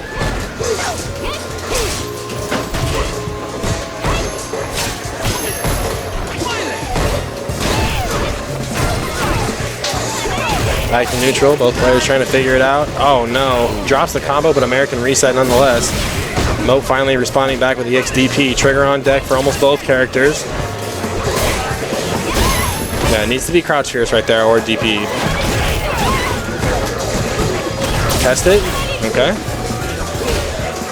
So like Mope needs to be checking for jab on that. Wow, just gets caught standing still. I mean, it's kind of hard to commentate because like things are just kind of like working out. There's not really like any sort of consistency behind. It's kind of a scramble, and like Valteria's just working out in his favor. I like the delayed jab. Valteria will often go for the V reversal and the throw right there. Trying to delay those buttons. Mope getting a little bit too greedy. He has a life lead right now. Like Vega is not going to be able to zone you. Not really so much anymore. But gotta punish that, yeah. Oh, there it is again. Yeah, I don't know what that is, man. I really hope it's not echoing at home, which sucks because like the meters I'm reading on the ooh, that's gonna be Valteria stands up. Goes, oh, look at me. I earned that win. Vega wins. All right, so I am going to disqualify Sensei Guy to loser side. He didn't pay, so it doesn't really matter. Right. All I did was just kind of mess with the seating a little bit. Sure. RTY played drag off stream. Watson, Shannon, Paper, Marcus? Sure. Watson, Shannon, Paper, Marcus on stream. Oh, no. Actually, I need Springs 02 and Malcolm on stream. Okay, never mind. Marcus and Watson on stream then. Oh man. It's kind of a awakening for myself playing Street Fighter this week. I didn't hardly practice at all. I knew I wasn't here last week. There was no stream, there was no broadcast or anything, out of town, so I kind of took that week off, and kind of a sin out of the Daigo Umehara Bible, where he never takes days off ever. Only New Year's. It's the only day he takes off. After that, it's grind, grind, grind. I don't quite have that time anymore, but yeah, rust is definitely shown. So hopefully I'm going to remedy that by getting a lot of matches in after the tournament. So Watson, Chan, and Paper Marcus.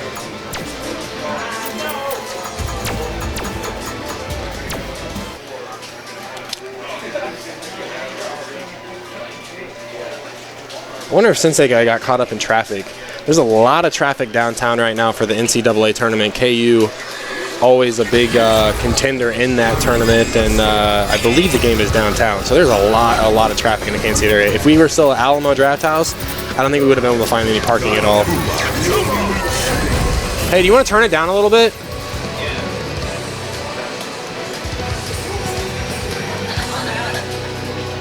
This is losers round 3.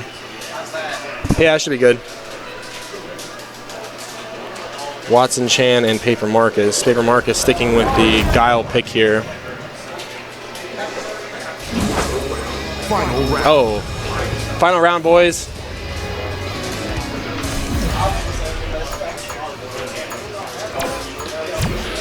I was saying it got stuck on one round. Happens sometimes whenever people are, since you have to sign in with the PlayStation, normally player 1 will sign in, go over to pick player 1, and then they'll move the stick, and then player 2 will be like, no, I want to sign in now. So then that moves the rounds or the timer or whatever, and it can kind of sneak up on you. But that's okay. Still 2 out of 3 set here. Exclamation point bracket will get you there. Oh, Valteria is in winners finals. His first winners finals for the boy. Top 3. That's probably why he stood up. Probably why he was hyped.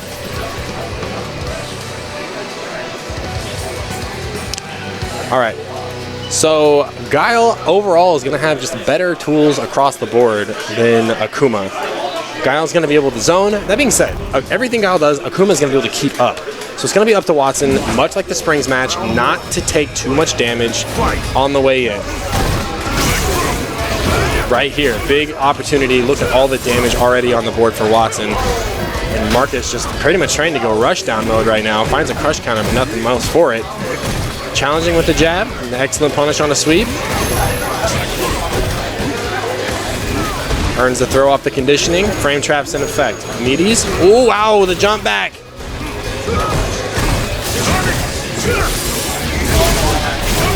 Oh my goodness.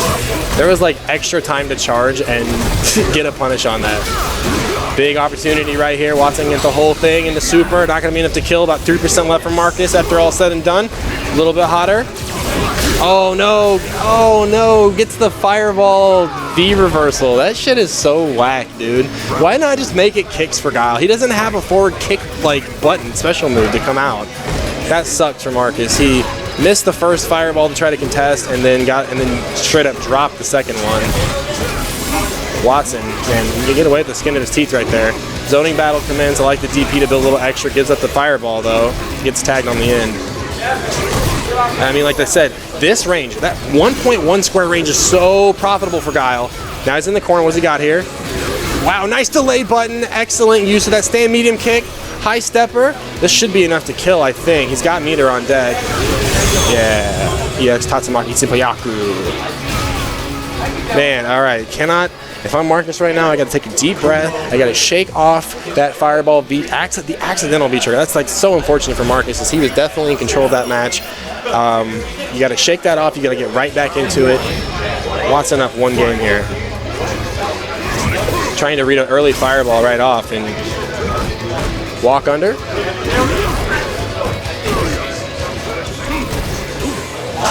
This is that range right there. Fireball and then wait. Fireball and then wait. Nice confirmed by Watson all the way to the corner now. Wow, after all of the block strings, demon flip throw. I would say just do it again. We're gonna see flash kick here. Tries to jump out, Watson Chan, man, the stun. 1, 2, 3, 4. +1 for the stun, it's 5. Watson Chan on match point.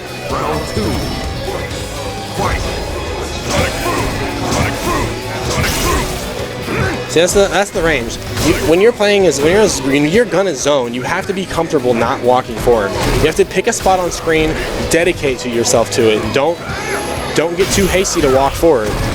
They got to come to you. That's like the biggest mental conditioning, I think, is so many players will earn a corner, so many players will earn that spacing where fireballs are so good, but then they won't. But then they give it up. They're like, oh, nobody's gonna fall for this. I'm gonna jump here. Watson Chan picks up a life lead. Marcus not far behind. It's a couple more inches. What's up? Okay. Nice block. V reversal in Watson's favor here. Needs one more mix-up. Definitely one more mix-up now. I imagine it's gonna be demon flip on the way in. Like, see, this is Watson holding that various space where if Marcus tried to jump out, it's gonna be DP City. All right. So an unfortunate game 1 turnaround by Paper Marcus. Watson Chan able to capitalize. Paper Marcus had the driver's seat, and in the Fireball War, instead of getting Sonic Boom, he got V reversal, and then Watson threw another Fireball, and instead he didn't have the charge partition down, so then he just got Fierce Punch. How do you get V reversal? Because Guile's V reversal is forward punches, so if you're holding down back and you're trying to throw a Sonic Boom after you're still in block stun, so like in a Fireball War, right? Why was he punching all 3 buttons? Well, no, it's no, I don't know what it is. Maybe he's hitting corner button for EX. That's weird. It's probably a bad habit. Well, it happens a lot to charge characters. Balrog players can get it too sometimes. They get I unmap those buttons most of the time. I don't ever use them. So we're going to see a run back between RTY and Watson Chan, but right now, I need Springs 02 and Malcolm on stream. Well, Mr. Valteria, you are in top 3 tonight. You're in winners finals. Dude, I'm terrible at this game. You are, but that's okay. I'm trash. Me and you next on stream probably. But it's like, I think it's a good thing that I say that. Like, I don't know. I've thought a lot about what she's like taught me about spacing and everything. I'm gonna say this. You beat the people tonight that you were supposed to beat. That's all that matters. Yeah. You know? But, and also, I didn't comment, I was like, man, Valteria's playing a lot more slow, patient. Looks like he's like actually considering risk reward on some things. And you played your game and it worked out. Nobody can take that from you, you know? Because you know what? The first person that says, oh, you had an easy bracket, that's why you play every week, man. That's why you play every single week. Some weeks you're going to play Kong round 1. Some weeks you're going to see Rayshawn round 1. Yeah, that's the thing is like, I don't really believe in an easy bracket because you're going to run into somebody who's going to beat your ass eventually. If you're good, yes. That's why seeding is kind of garbage. Malcolm Strickland, the ninja assassin from the East Coast, against Springs, Wake Up Super 02. This is winners, round 3. So winner. Did you say I'm in winners finals? Yeah. Are you sure? I don't know. You tell me, fam. That's semifinals, dude. No, this is winners finals. This is grands. In fighting game terminology. So either way you look at it, sure. But if that's your winners finals. You're 3 out of 5 now. I promise you. I've been doing this for a while. All right. I don't know. I've never been there. I've never made it this far. I don't know what to do from here. I know, man. Hey, it was one of your goals, and it's paying off. But right now, Malcolm against Springs. So again, Springs is kind of the weird. He's always like the wild card in the bracket. He can upset. He has some upset of every game tonight. Yeah, and especially when Watson had to read all those slides, and it was just a little too late, unfortunately. But it was such a question mark. So. Yeah, excellent job. Malcolm is a very technical player. He's got great execution. He's I feel like he plays way too honest with Ibuki. He could be doing some way dirtier stuff. Well, that's the thing, though, is Malcolm's got a lot of experience. Like, he has top 8s in Persona and other fighting games on a national level. So it's one of those things where he knows exactly how much effort he needs to put in to beat a player. So, like, right now it's just basic stuff. You know, you're right. He's not zipping everywhere. He's just saying, target I combo know to what do you mean. damage, EX kunai to get in. That's where my meter's going. Nothing Springs has done so far has made me want to do EX DP. So if you make that conscious decision, you're like, okay, so what am I going to use my meter for? Well, in this case, it's going to be the EX kunai. So he gets in. He just wants to see what Springs presses afterwards. And like right now, he's controlling the ground because Springs desperately wants to get out. There's the slide, full punish. Keeps it very simple. Stand strong, stand short. On the other side, and you know, Ibuki, she's got a 3-frame jab. You got to use it. Lower on a health scale though, so didn't want to stand around in the fire too long. This is exactly where Springs wants. There's no way for really Ibuki to get in other than Air EX Kunai. And the thing is, like, Malcolm is doing a great job at spacing when he wants to use those stand roundhouses, because if they whiff, again, Springs doesn't really whiff punish anything, but if they hit, it's crush counter. That's the dead Dawson. Man, it always looks like Springs is doing such a good job zoning and everything, and he does do that, but it's just when it comes to the point where you want to stop zoning and just wait a second, he doesn't stop. Yeah, like, no, you're 100%. He keeps hitting buttons. You're 100% right on It's that. like right now, chill, dude. Yep. Chill for a second, wait for an opening, and he because, jumps right in and dies. Yeah, why are you jumping? Exactly. No, you're 100% right.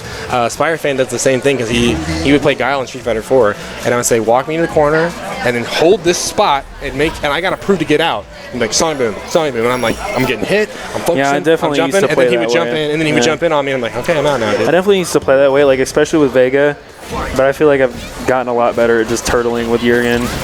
Yep. All right, Malcolm off to the races right now. Nice meaty throw. So grab now again. it's going to be Gale here. Oh, no. Yeah, there it was. EX Kunai to get out, plus $1 billion. He needs to keep this. Oh, he doesn't have a lead. What am I talking about? It seemed like he did. He did, yeah, he did for a while. He started out most rounds. Okay, here we go. This is a good chance. Goes in. Oh, good answer. Nice. Yeah, that's definitely an improvement, and we've seen some Springs in the last couple of weeks. Okay. He just needs to chill out for a second. Yeah, this is difficult. All right. Oh man.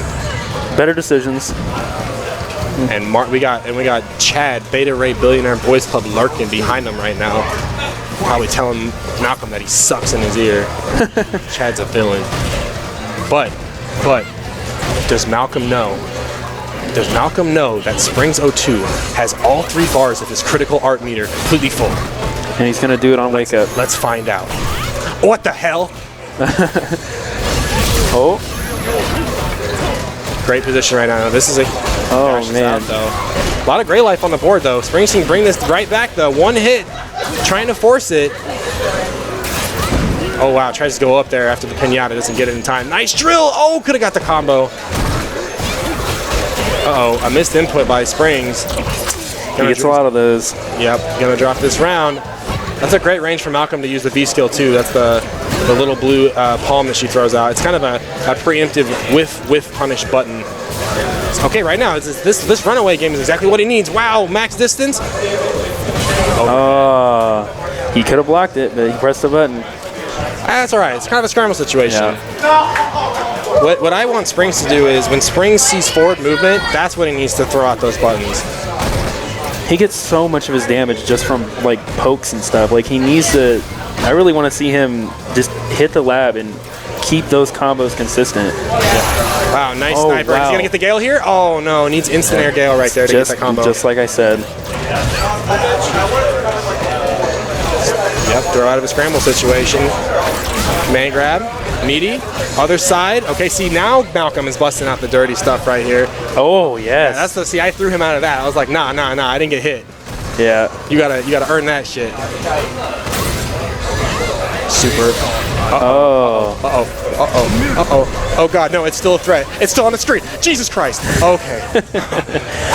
He almost used Dalsum's super there to cover up the kunai. Did you see that? That was interesting. But perfect example, Springs had a huge lead, and he just totally threw it away. I didn't really throw it away. It's just those are the kind of micro decisions that that's what separates you. That's what separates you. Yeah. All right. Nonetheless, we will see more Springs. So coming up next, And I know that he's one of those guys. Amazing Spider-Man. Next, I need RTY and Watson Chan. Springs is one of those guys who's been like kind of irritated with the game lately. He hates to play online, all of that. But like, I think Same. he's good. Like he's got potential. Yeah, absolutely. All right, myself and Spire fan coming up next. It's me and Josh.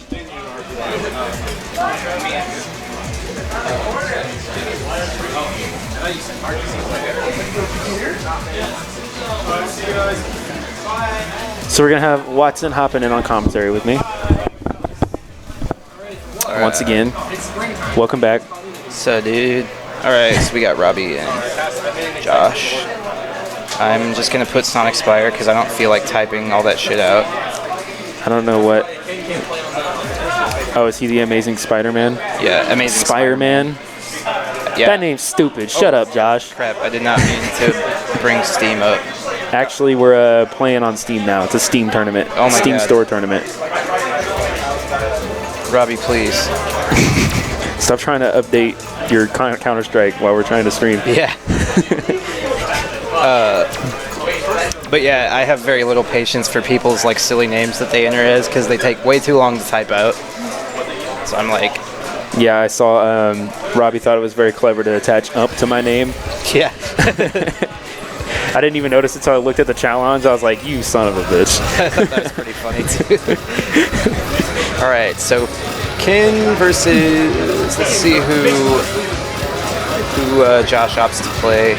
Got Bison, Guile. I know he's working on that Colleen. Looks like we're gonna see Bison. I like this pick. I think Bison and Guile both have pretty good matchups against Ken, honestly. I'll say the same thing about Sonic Spire's Bison that I'll say. Okay. I'll say the same thing about Sonic Spire's Bison that I'll say about Spring's Dalsum. They're very comfortable with those characters. They're very good with those characters. They just don't know how to put the brakes on. Yeah, for sure. I will say Sonic Spire's combos are definitely a lot tighter though. Yeah. Super consistent with his Bison stuff. All right. So we've got Robbie with an early lead. Already got him in the corner. Nice challenge. Finding the gap. Oh. Pressure, but I don't know if he meant to do that slide. I think he did. I think he thought he was going to catch Robbie walking back. Not a bad idea, but Robbie just reacted accordingly. Nice V reversal. Oh, man. Breaks on the momentum. Catches him with the cross-up medium kick Tatsu.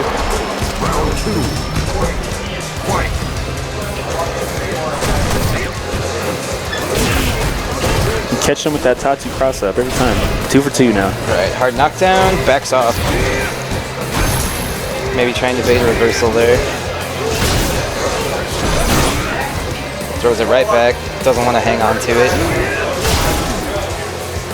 Yeah, I know Josh here, in his neutral, is always fishing for crush counters with that standing heavy kick. Yeah. Or the dash up grabs, but Robbie's solution to that was his zoning with his fireballs. Sonic Spire staying at a good range here. Oh man. Yeah, a little slow on the draw. Ooh, nice bait. And it's one more hit. Oh. Okay.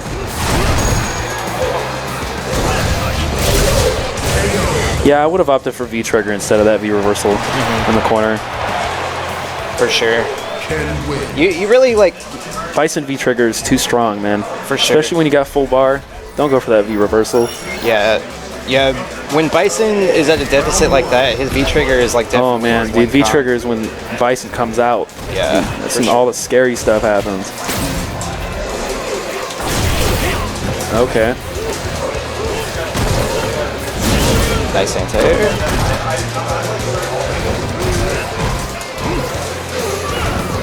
Oh, good job. Fishing for those crush counters, just like I said. Yeah. Good corner pressure.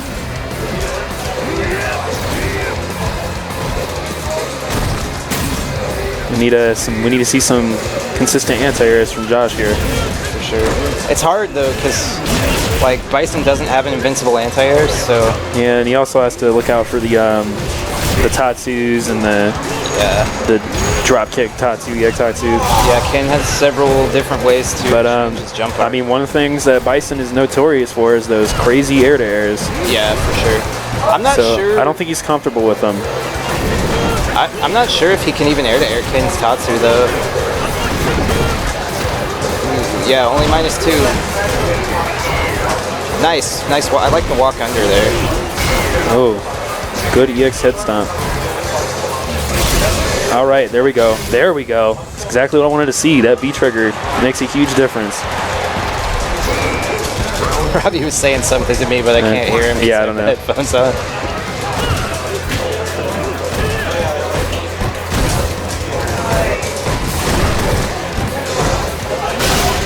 Definitely seen some more confidence out of Josh right now.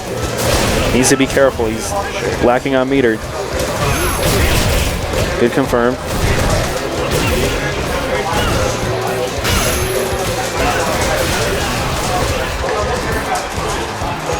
Now, when he had that health lead there and he was just taking combos left and right, that's when you want to use that V reversal. For sure. All right. Oh, misses the confirm. Yeah, EX version going to be safe, though. Still got that half of V trigger here. He can make something happen. He's trying to build some meter, looks like. Robbie's just running away, trying to outlast the V trigger. All right, he's out of V trigger. Uses last little bit of meter. Oh, good anti-air. Here we go. Seeing some really good patience out of Sonic Spire right now. Oh. Yeah, too far to get the combo, though. I don't know what he did. I think he might have tried to hit him out of it, but yeah. Yeah, that slow crouch fierce, though, it's like really hard to deal with characters that have ways to change their jump arc for Bison. I think like maybe he could have done like neutral jump hard. Oh boy, really good head stomp there. All right. All right. Close to stun. So close to stun. Yeah, there it is. There it is. He could take the game. I think he wanted the reset and ended up getting the stun. So, all right, no trigger from Robbie. You just gotta keep the lead here. Good job. Good job from Josh.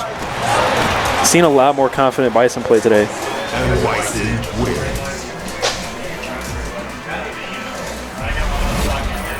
He made those adjustments that he needed to. He really took advantage of that V trigger, and we started to see some anti-airs. Yeah, for sure. All right. Let's see how Robbie adjusts here.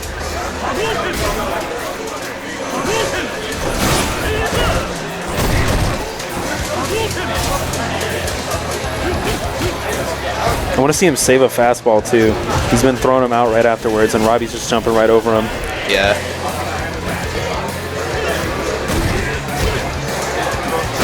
Ooh, ODP. All right. What's the setup? Gets caught by the Tatsu on the wake up. That was dirty. Yeah. I gotta go take a shower after seeing that. Sonic Spire's panicking here. Oh, good cross up. Bison's cross up is really hard to react to. Yeah. He's got one of those. All right, he's also sitting on full V trigger here. I want to see him use that meter instead of his EX. Oh. Yeah, might have been a good idea there. I don't know if that was enough to kill, though. I don't think that would have chipped him. Not sure. All right. Robbie on match point. He's still in this. Yeah. Just need to see him chill a little bit. Use the EX right off the bat. Get in, get some pressure going. Nice blocks from Robbie, though. All right, Robbie has the corner. He's got to keep his decent defense real tight here. Oh, good anti-air. All right, now we're gonna see some anti-air. We're gonna see some jump and adjustments from Robbie because he knows he's gonna anti-air. He's getting caught up in the grab grinder. Oh. Ooh, wow, that was crazy.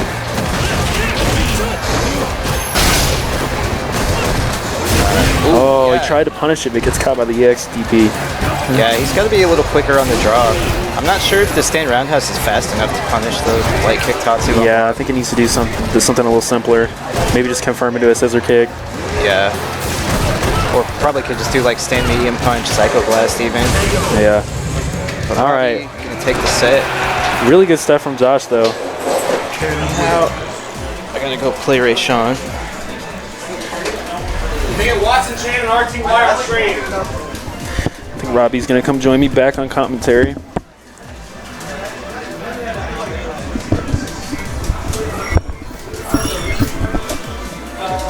How's it going, Robbie? I don't know. Dropping supers all day. Like, Yeah, I saw a little bit of. those 2 feint step kicks at that mid-screen range was every time. Like, it's so easy with Bison because all of his attacks glow purple. So Yeah. if you go to a range where the Bison player is committed to a certain button, and in Sonic Spire very much was about the Psycho Axe and the medium punches and stuff. So to me, you earn a space, you earn a specific spacing where he's trying to poke back, and you just see purple and you just do it. Like I did it to him a couple weeks ago right out of the gate. It's just like, Do you want me to wait? Because I also have to play Guilty Gear. is Malcolm open? Because that's the only match we have right now is, or I know I can play again.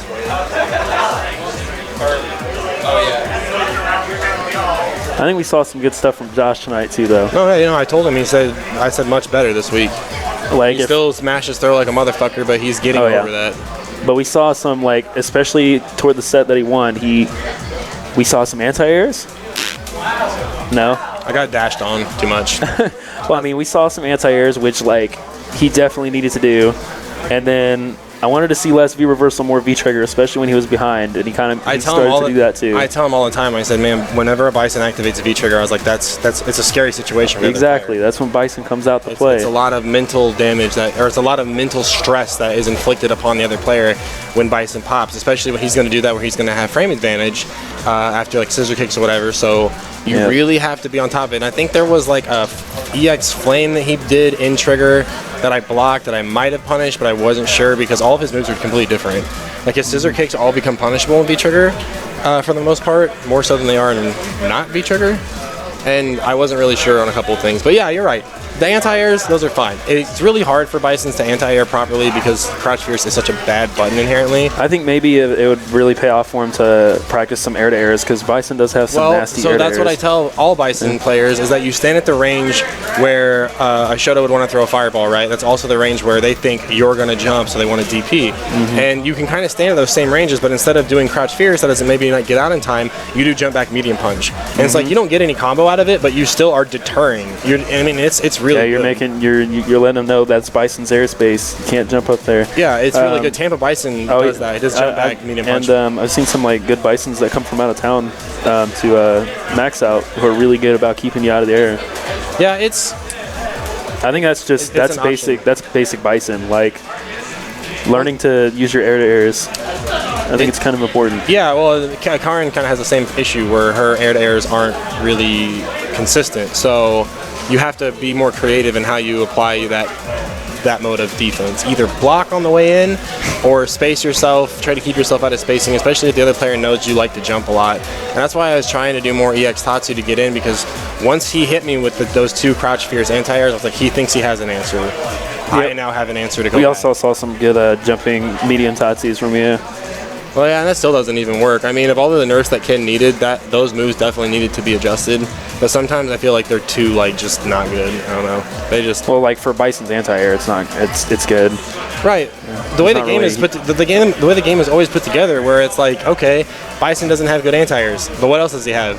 Incredibly good range buttons and incredibly strong ground control. And in Street Fighter V, I feel like so many characters don't really have great ground control, and then on top of that, they don't have like good anti-airs either. And you're just like, what? Where is my character supposed to like play? I don't know. There's a lot of characters in this game too. All right, so Rayshawn is playing Guilty Gear again. We are more than just Street Fighter V here, topping the shop. We are Guilty Gear, Project M, and Melee, and we're going to be here pretty late tonight, grinding out matches. So hopefully, you guys are having. Appreciate you guys watching. Guilty Gear right now is running into our bracket, and I just want to punch Zach Palmer in the fucking head right now. I think we had a good. I can't talk today, man. I think we had a good amount of people come out. Yeah, we had 12. It seemed like we had 14. It seemed like we had way more than that. You know what? There's a lot of people. Okay. I think there's more people playing Guilty Gear, but that's because it's free. Okay, so Rayshawn's done. Let's see if Rayshawn and Watson can play. Or wait, I think Watson's also playing. I should have just called my match a long time ago. Can I get Springs 02 and Robbie V on stream? I think Watson's playing. Is Watson open to play?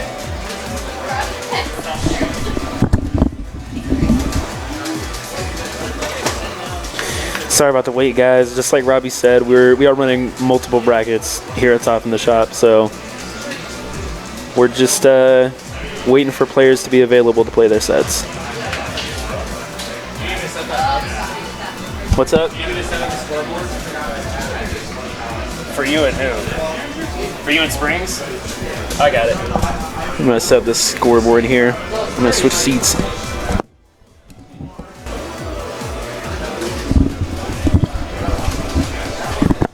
So we're here. We're gonna have Robbie V and Springs 02 play.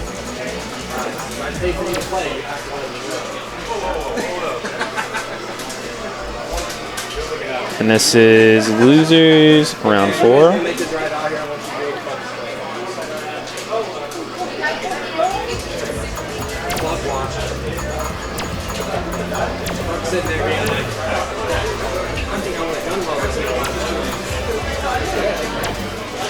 That's how I thought watching her accent. I was like,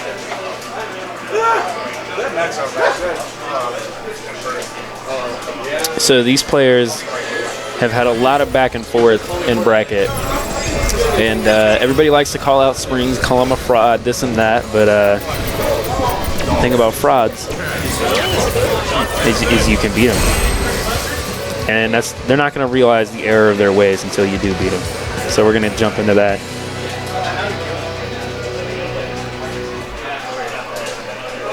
We got some color coordination here. How about a matching stage, maybe? No, got some. They clash pretty well. Here we're gonna get into it. We're gonna see Springs putting out his usual poking, trying to zone Robbie, keep him out. We got Watson Chan joining me on commentary. Thank God. All right, I'm back again. Did you play your Guilty Gear? Yeah. That was quick. AJ gave me that work, dude. Yeah, I don't know anything yet, so. I didn't know AJ played Guilty Gear, but okay. Yeah, AJ is like used to be super good at anime games. He doesn't really play fighting games anymore, but. Yeah. I still get to see him every once in a while. Yeah, he came out because Malcolm was in town, so. AJ played pretty mean Rashid in Street Fighter V also before he quit playing. Yeah. We lost a lot of people to Street Fighter V. We talk about Street Fighter V like it's Nam. Yeah. Well, AJ's case was kind of different. He was just kind of like Street Fighter V, the Phantom Pain. It wasn't like a lot of people where they just don't like the game. He was just kind of like done playing fighting games competitively. Yeah, I kind of like that. Ready to move on. So we got Robbie V taking round 1 there. He's not falling for Springs' tricks.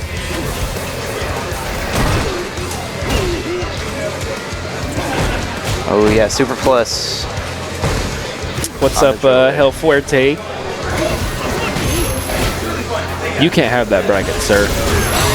Oh, okay, nice Super Confirm. That's the only Super Confirm I've seen from him tonight. And he got the roundhouse after. Nice. But that's something I want to see from Springs, is he needs to learn to put the brakes on in certain situations. He's actually not doing too bad right now, but he needs to put the brakes on whenever he's got a huge life lead, like now. For sure. And just play it by ear, wait for a reaction. I mean, wait for something to punish. And he also needs to dial in those combo confirms. But he's not doing bad right now, so we'll see how this develops. Good anti-air. Got caught pressing buttons. He found his way in. Gets the throw. Back in the corner. How's he going to get out?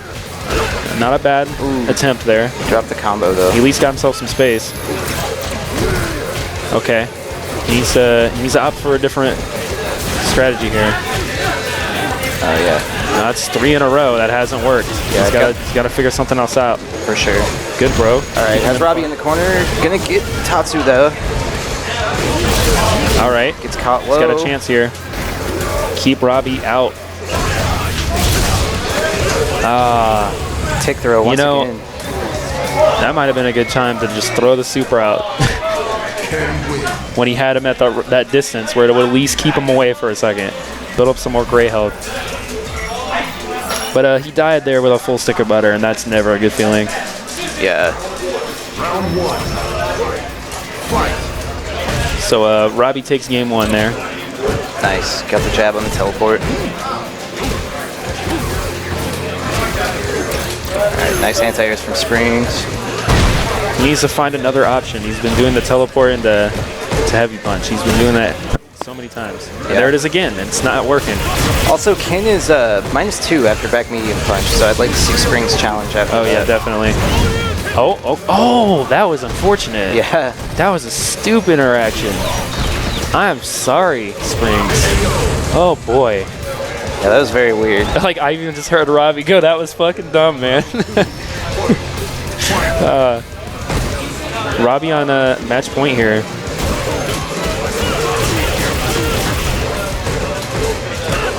Yeah, again, not challenging the target combo, or the back medium punch. -2. He may just not know what his answer is for that. Yeah. Well, Springs, I know he's not like necessarily one who studies frame data, so Yeah. Caught the X Tatsu with the fireball though. That was decent. He's got him in the neutral here, but he needs to keep his distance. Oh, here we go. Oh, misses the punish. Yeah. That's gonna cost him. Does have him in the corner here. He might be able to come up with something.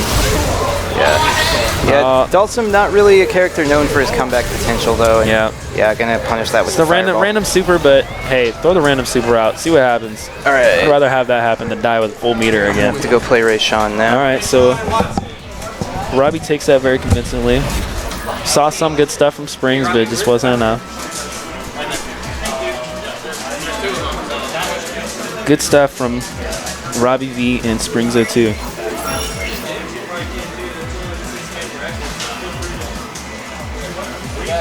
And I'm gonna scoot over here, let Robbie back in.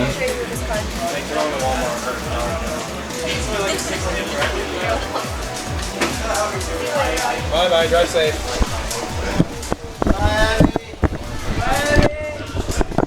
I think there's a line.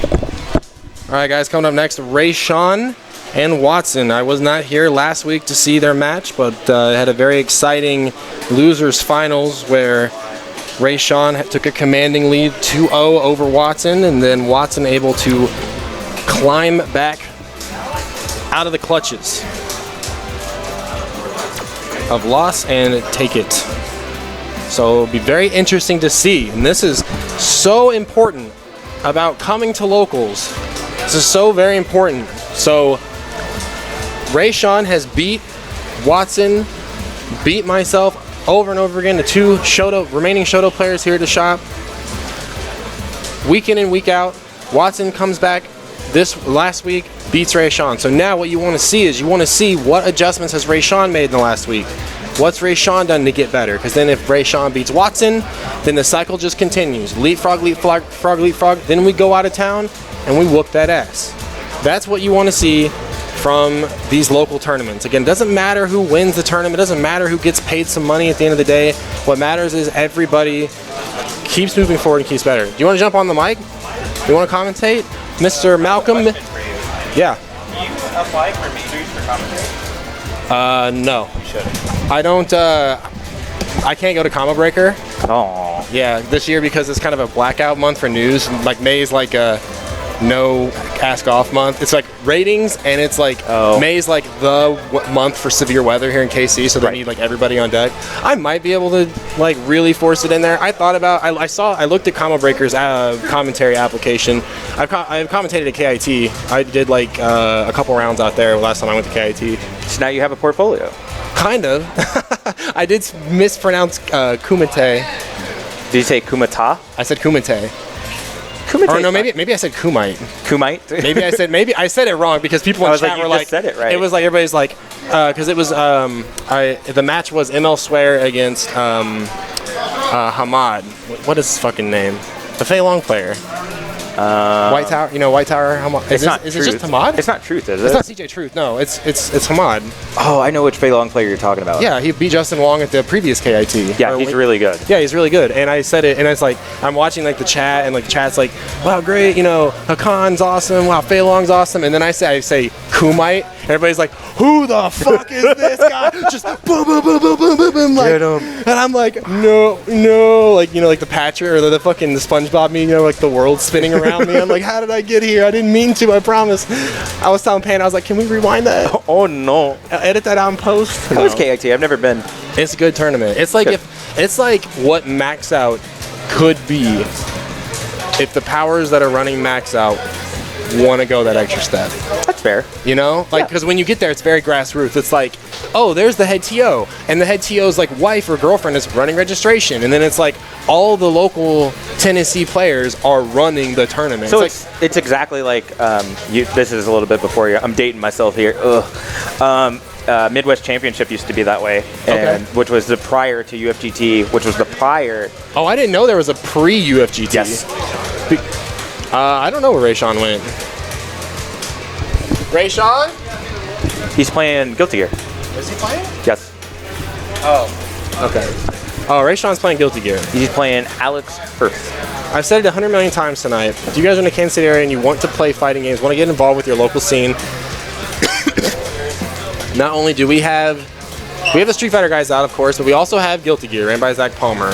So we have a lot of Guilty Gear guys in KC, especially with like Revelator being as accessible as it is. People are getting into the game. So if you want an opportunity to play anime games and don't want to wait till First to Burst, hosted by Chris Cunningham Fullbleed, Top in the Shop's your next best go. Also, Smash Community comes out too, and Melee and Project M. Pretty much, and we're open until like 2 o'clock in the morning tonight, guys. So there's plenty of time to get bodied in bracket, and then turn and ask that guy and be like, hey, what can I do better? Get some casuals in, put some money down on the line. And that's mainly why we moved from Alamo, just because we had a bedtime at 11. Right. There was nothing else wrong with Alamo at all. It's just that was once tournament was over, it was like unplugging shit, packing it up, because their staff would come upstairs and be like, it's time to go, and it's like we got 15 minutes. Colin, you want to play First to 5 real quick? And it's like, no. All right, so now we got Rayshawn over here. So I've never been to a Top in the Shop ever. Really? Yeah. Welcome. Because I've never played Street Fighter up until I moved and Street Fighter 5 came out. Yeah. Well, this should be a good match because last week these guys, so Rayshawn's Balrog has been pretty much a terror here in KC for us trying to cling on to the ways of our Shota, our Hadoukens, our Hurricane Kicks, and our Shore Ryukens, right? So Balrog been beating up me and Watson quite a bit, and basically staying ahead of us pretty consistently. And Watson and I talk about the matchup, and you know, it's not that I'm not saying that Rayshawn is a cheap player or that Balrog is cheap. It's just a harder matchup for the Shotos. And last week I was out of town. Watson finally got a W over Rayshawn. So what I was talking about kind of earlier is I'm really interested to see what kind of adjustments Rayshawn's going to make this week to come out ahead. So Balrog, as a character, is very explosive. Like, you make one mistake, and he has V-Trigger on deck, you're about to lose a lot of life into a mix-up. Especially if you are playing the paper-thin Akuma. So I would like to see Watson play a lot of neutral and just keep him at bay. If you can keep Balrog outside of that crouch medium kick range and keep him so he can't activate V-Trigger on you, it's easier said than done. Yeah. But if you can keep him out of that range and just keep him to play footsies, he has no tools to actually use. He has to take more risks. It's a good point, and the risk being the dash punch being -4 at that range. Right. And okay, so the biggest note that there's a punish right there. Yep, we saw the whole thing. So that was the thing is, as Watson told me last week, he said he noticed Rayshawn going for a lot of stand medium punch anti-airs, which is probably one of the best anti-airs in the game, bar none. Really good. But Watson able to exploit that with the dive kick. Wow, finds a crush counter. Oh, catches him pushing buttons. Watson got the whole thing, absolutely, with the corner carry cherry on top. Nice check on the jab. See, I like that. Anytime Rayshawn starts to get pressure, he's starting to use V reversal just to keep him off, just keep him at bay. Ooh, wow, really no exposing the throw tech right now. Watson, I don't think, has thrown once so far. Nice meaty slide. So Rayshawn trying to activate V-Trigger. Here it comes. Trying to stay neutral. Oh, wow. The safe. So there it was. So, wow, walk back. He like shakes the hand a little bit. He's like, God, I want to kill you, and you're just like, stop, Akuma. So Watson did a really good job of when he popped V-Trigger, not cracking under pressure and just staying true to his style. Right. So, oh, nice. I like Rayshawn going low right there, trying the visual mix up of. I know you're looking for dash punch. I know you want to make it unsafe, but I gotta switch it up. But the thing is that dash low is also -4 too. Right. Nice fireball to cover the approach. Excellent anti-air response by Rayshawn. Rayshawn sitting on a full bar meter. Akuma not too far behind. Great spacing by Watson. Oh, gotta punish that. Oh, he won a crouch sweep, crouch hard kick. Rayshawn saying, if you want to sit back and play footsies, I'm gonna dash up and earn his throw. Yeah, man, these demon flip setups, Watson's got to work a little harder on a little bit of the conditioning.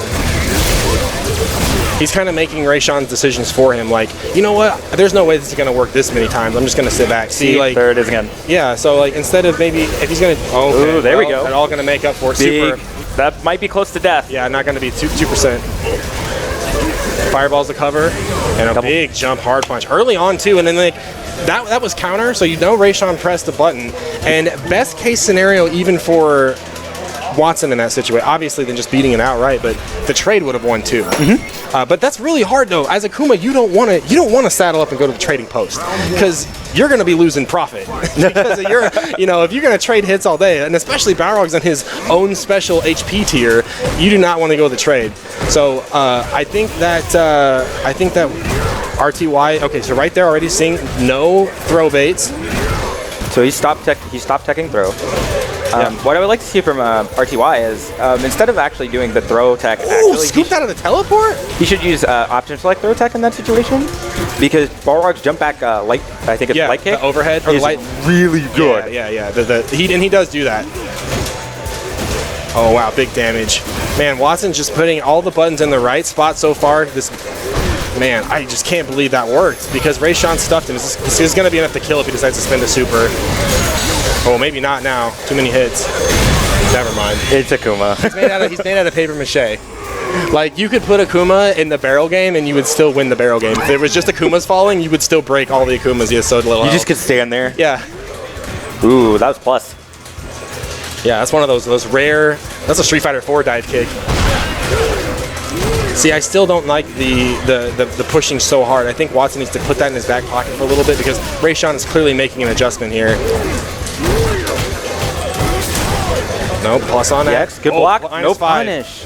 Yeah, stand medium punch is too slow. Most characters are only going to get jab special move out of that. Too far away. Watson slowing down the pace. But yeah, that's what he needs to do right here. And like Rayshawn's just trying to, God, I just want to get air. I just need to get some breathing room here. Oh, that's a big punish opportunity. Rayshawn in the driver's seat now. Big throw, teched away. Jump in. Scramble. Ooh, no combo. Into super, that's going to kill. Oh, one big drop. You can see RTY rolling back in his chair. Oh, yeah, he's got enough experience though. He needs to just dump it out, to empty that mistake out of his head, go to work right now. He knows he's got a strategy. It was working. He just needs to stick with it. Yeah, man, God, just when you think I can throw this plasma, you're never safe. There's no escape. There's no escape. Time to get paid. That one was even. Ooh. Yeah. Crouch counter. The crouch fears from a. Wow, okay. Shadows of game one. Okay, before that happened, I was gonna say I want to see Watson just chill and hold the corner. Gimmicks. Ooh, there he gets him again. Yeah, dude, that's that new instant Chun-Li legs right there. Looks like RTY is cracking here. Still has V-trigger. No, he still has a chance. He still has a chance here. He's got 3 chances to guess right. Nice job with the V reversal. Watson just needs one little tap. Wow, ooh, this is a bad still situation. in it. Teleporting away. No dash punch to follow up. Anti-air by Rayshawn. He still has a chance here. Watson trying to. Oh my God. He's got one more chance here. V-trigger's almost out. Watson needs to pay attention to that. Oh, and walk back, low forward. Watson Chan a second week in a row. Watson, stay on. Caught that option select jump back tech. Yeah, and that's what will beat that is a slower, more active move will beat that. And normally you're gonna see players do like a big fierce punch or like a crouch strong or something. But Watson using the crouch crouch low forward in the same way. So anyways, guys, thanks for watching Top in the Shop so far. We've got losers semifinals. Oh no, wait. Oh, we're not that far yet. I need. What?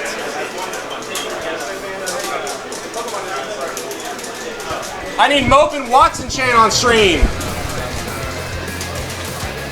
Winner stays on.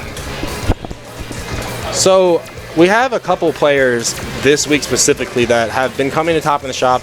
They're in that period where you basically do nothing to get your ass whipped, right? Yeah.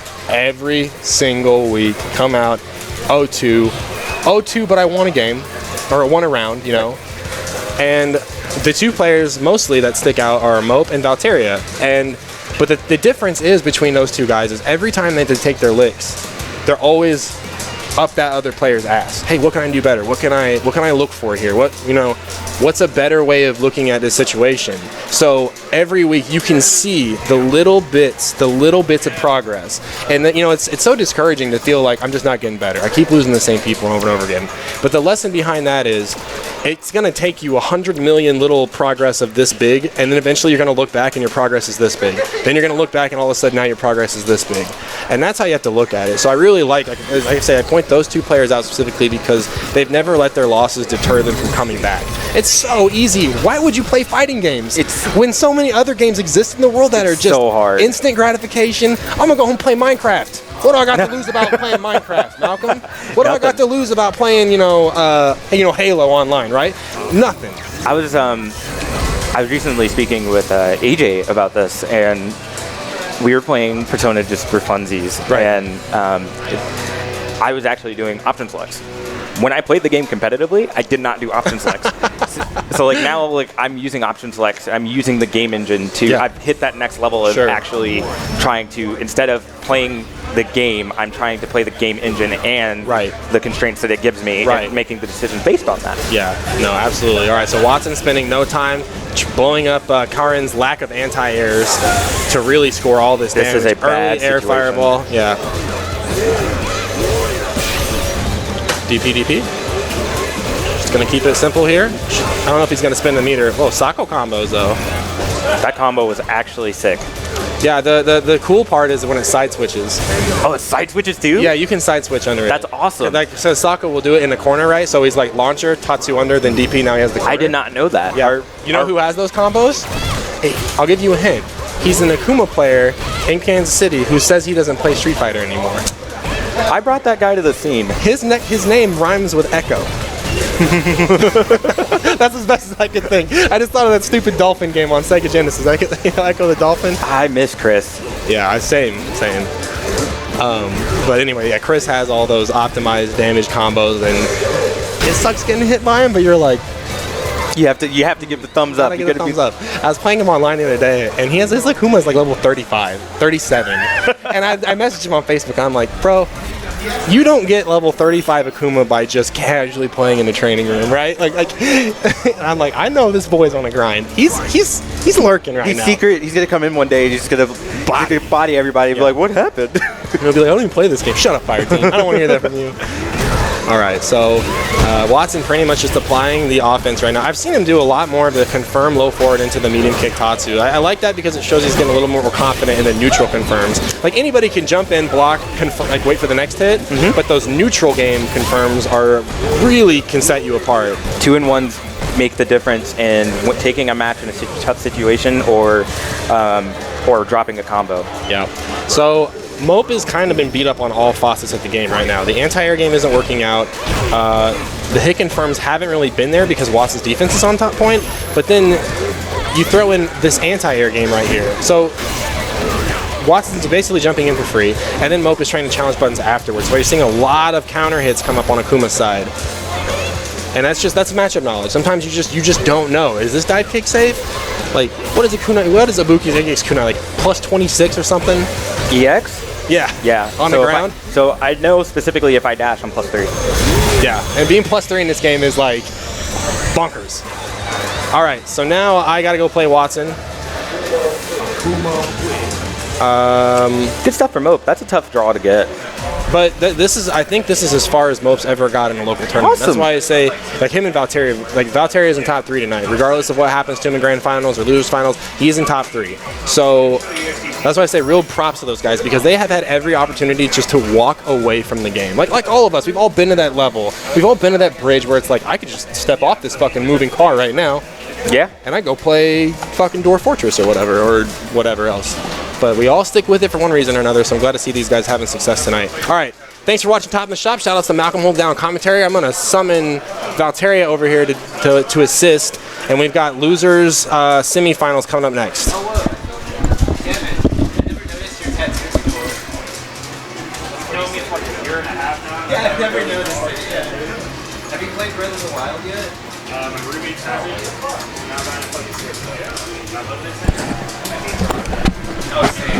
It's really good. I just got it on Wii U because I already have it.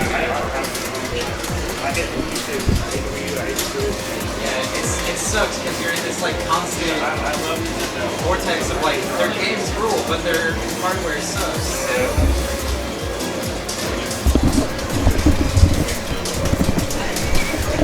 I'm the one they call Valteria, and I'm here to help on commentary and other things.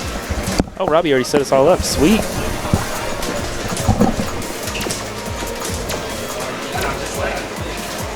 So they gotta play their match, and then we're all gonna switch places. We're gonna play musical chairs. Musical chairs sounds like fun. Do I win a prize, or do we just get out? Or do I get salty? I don't know. Which one of but these I'm actually like contemplating going on YouTube and just turning on some music for when we get up. And then when he sits down and the music's on, he's like, "The fuck? What is this?" I'm like, "It's musical chairs, Robbie. It's musical chairs. You gotta turn it off so we can sit down."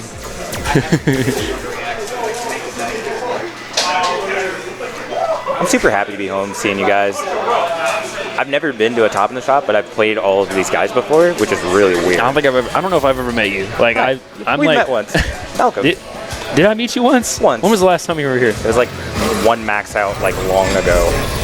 Because I'm like fairly new. Like I started showing up maybe like 6 or 7 months into Street Fighter V. Yeah. It was probably one day like during the week or something. I know I came out one time. Not to Top, but it was something else. Maybe it was a Riverside. I don't remember. Yeah, this is my first fighting game that I've ever played like competitively. So. How do you like it? I think it's fun. Like I played a little bit of Street Fighter 4 like for fun, but I never really tried to get that good at it. So like a lot of the things people say better about that game, I don't really know, because like I've gone back and played it a little bit since I started playing this game, you know, just like casually, whenever I'm like at locals and stuff, and some of the stuff I just don't understand. The game is slower. The game is. There are some things I definitely like more about it. I like that there's more characters. Oh yeah. I like that there's wake ups a little bit less. You make a wrong guess, half your health bar is gone. It depends on who you're playing. Option selects are a big deal. But let's look at this match here. Yeah, we got Robbie versus Watson Chain. Yeah, so classic Shoto matchup here, besides the Akuma obviously having a few tricks up his sleeve. The air fireball, for example. One of the things I've noticed about Watson Chan in the last 3 sets I've watched him play, he does an anti-air with medium punch DP. I know it's a big risk, but if you pull it off, the damage that you get off of it is pretty decent. I always wanted him to anti-air with back heavy punch. That works too. I mean, like, it just seems like he just lets people jump in, which is just free pressure and. Oh, it's something that Robbie always gives me stuff about is anti-air with DP. Because it's scary. Good run under that jump in by Robbie. Robbie still in the planes, just crouch short. Yeah, Robbie's definitely one of the most knowledgeable players in the scene here. He's knowledgeable about Street Fighter 4, so that makes sense. Yeah. You gotta love your craft.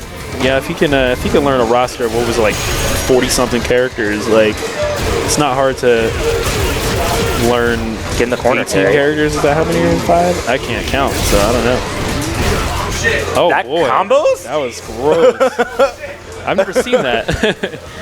That reminded me of like Virtua Fighter, where you jump on dead bodies. So stand roundhouse by Robbie is negative. You can punish with the stand like kick by Akuma, but Watson Chan missed the punish. Good stuff from Robbie taking the first point in this set. This is 3 out of 5, right? Losers finals? This might be or losers semis. I mean, losers semis. I think it's losers semis. I think you're right. So Robbie take it. But is it 3 out of 5? I can't remember. I think it's 2 out of 3 if it's losers semis. Yeah. Yeah, loser semis. Okay.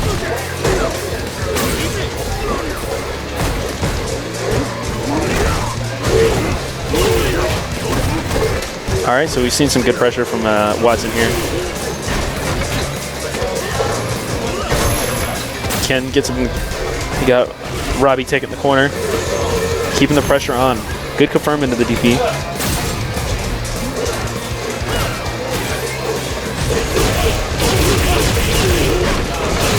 Watson Chan pushing himself out, but gets pushed right back in. the V-trigger activation from Robbie. Oh, just okay. So sometimes you just gotta do it. something interesting about this meta that's been happening lately. I've seen Akuma players just throw dragon punches out. Not even just EX, just regular medium punch. Yeah. And it clips a lot of people, and they're like, and then you go on tilt, and you like don't know what to do. I feel like that's more common from Ken's because their DP recovery is a lot faster, and it's like he goes out. He goes like, especially with the heavy one, like he takes a few steps forward and then does it. Yeah. There we go. There's that anti-air DP from Watson. Ooh, good shimmy. Yep. Good corner pressure here. Oh, gets him with a demon flip sweep. That's a stun Ken. All right, stun. This could be it as long as he doesn't drop it. Oh! Unfortunate. So Robbie's got another chance here, full meter. What a shimmy by Robbie. He's starting up the pressure here, but he gets V reversaled. That was a good time for the V reversal for Watson. You want a V reversal while you're still ahead. What a dragon punch. Oh man. This is a bad situation for Akuma. If he can just get a little bit more damage, he can get the chip, but he really wants to save that meter. I don't blame him. Oh. Robbie says no, just straight up disrespecting, backing off. Gotta remember that EX meter for Ken is like a second health bar. This is the thunder kick. Oh no! Walks under those air fireballs, and Robbie takes it for that. What a tough break. Good stuff from Robbie. So now we're all gonna play musical chairs here, and I didn't have any music prepared. I'm so sorry, guys.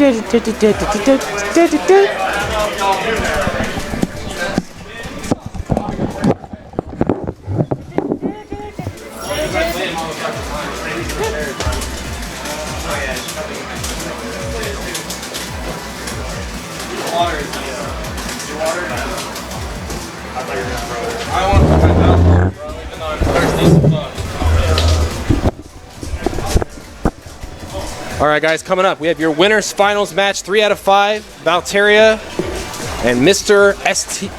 SL something Sling Blade Malcolm, an old school Kansas City native, coming out for top in the shop. As he says, you heard him earlier on commentary. This is his first top in the shop for Street Fighter V.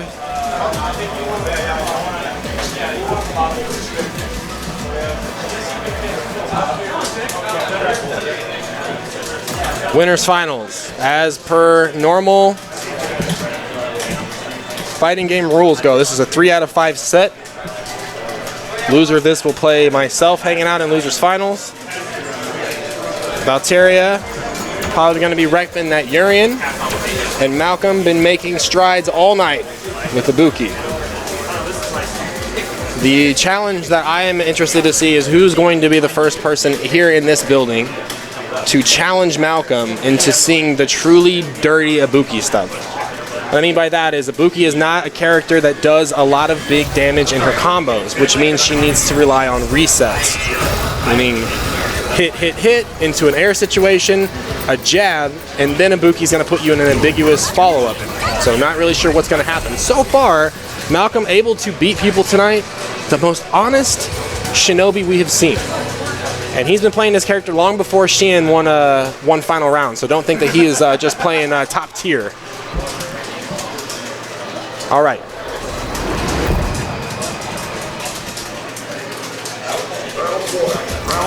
All right, so Valteria said he's been trying to turtle more tonight, which is going to be a great thing to do against Ibuki. Early jump, early cross up, both players feeling each other out in neutral here. That neutral killer, that forward roundhouse by Ibuki, really going to blow it up. +2 on that knee. Oh, Valteria gets caught pressing the button. There's the scoop underneath. Nice defense, finds a headbutt. Trying to get some space here. We got the tan. With the Moonlight tan, here's a crush counter, no follow-up. Gets in it with that. Gets in with the EX Kunai. Wow, armor out. It has the corner here. Oh, no anti-air. Nice V reversal. Keep him in the corner. Valteria needs to do something with his positioning. Gets caught by the frame trap. Not having it. No, sir. Speak with your head. I like to follow up Meaty Fierce, but again, haven't really established a throw game yet. Going to be hard for Valteria to earn those Meaties. But it will net him gigantic damage if he can find one. Nice. Reach out there, crouch strong. Good button at that range. I want to try to find that one square range, because with Urian, you've got the buttons to contest. You can fight these fast-moving female characters that have the great range. Switch sides. Looking to try to condition for an overhead. Oh, drops it. Going for EX command grab. That'll go through a fireball. This is a great range that Malcolm's holding. Opportunity for a comeback here. We're not going to see any resets. Valkyria just needs the damage. Going to blow the whole thing. Wow, really trying to think he's going to throw. Oh, second one. Oh, no. He kind of looked back a little bit. He had the that second Aegis reflected. And this is going to be an excellent match for Valteria to go back and watch, because those are those situations when you're at such a down life lead, that's when the resets are so important. If Valteria lands that reflector, gets a reset, and then is able to convert that reset, he comes back in that round. No questions asked. But we are not here nor there. We are Malcolm one game up in this winners finals. Speak what you had. Show him the haircut. That V skill, the palm, is such a whiff punish move. Because, wow, nice anti-air. Follow up with the shoulder. Over the top, you can get the full combo here. Nice. I like it. He cut it short. Didn't want to risk the Ibuki falling out of the launcher. Oh, no, he could have it. Man, he was so close to having a stun right there. Valteria in a scramble situation right now. Malcolm working on a comeback. Stays in front that time. Needs to see a punish right here. Knees from the top. Explosives on deck. TSA, nowhere to be found.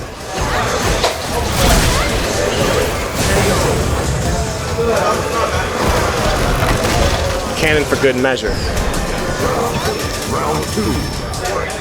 See if Valteria can calm this storm. So using that EX kunai to get him, notice we have not seen any pressure be put on Malcolm so far that requires him to use that meter for EX DP.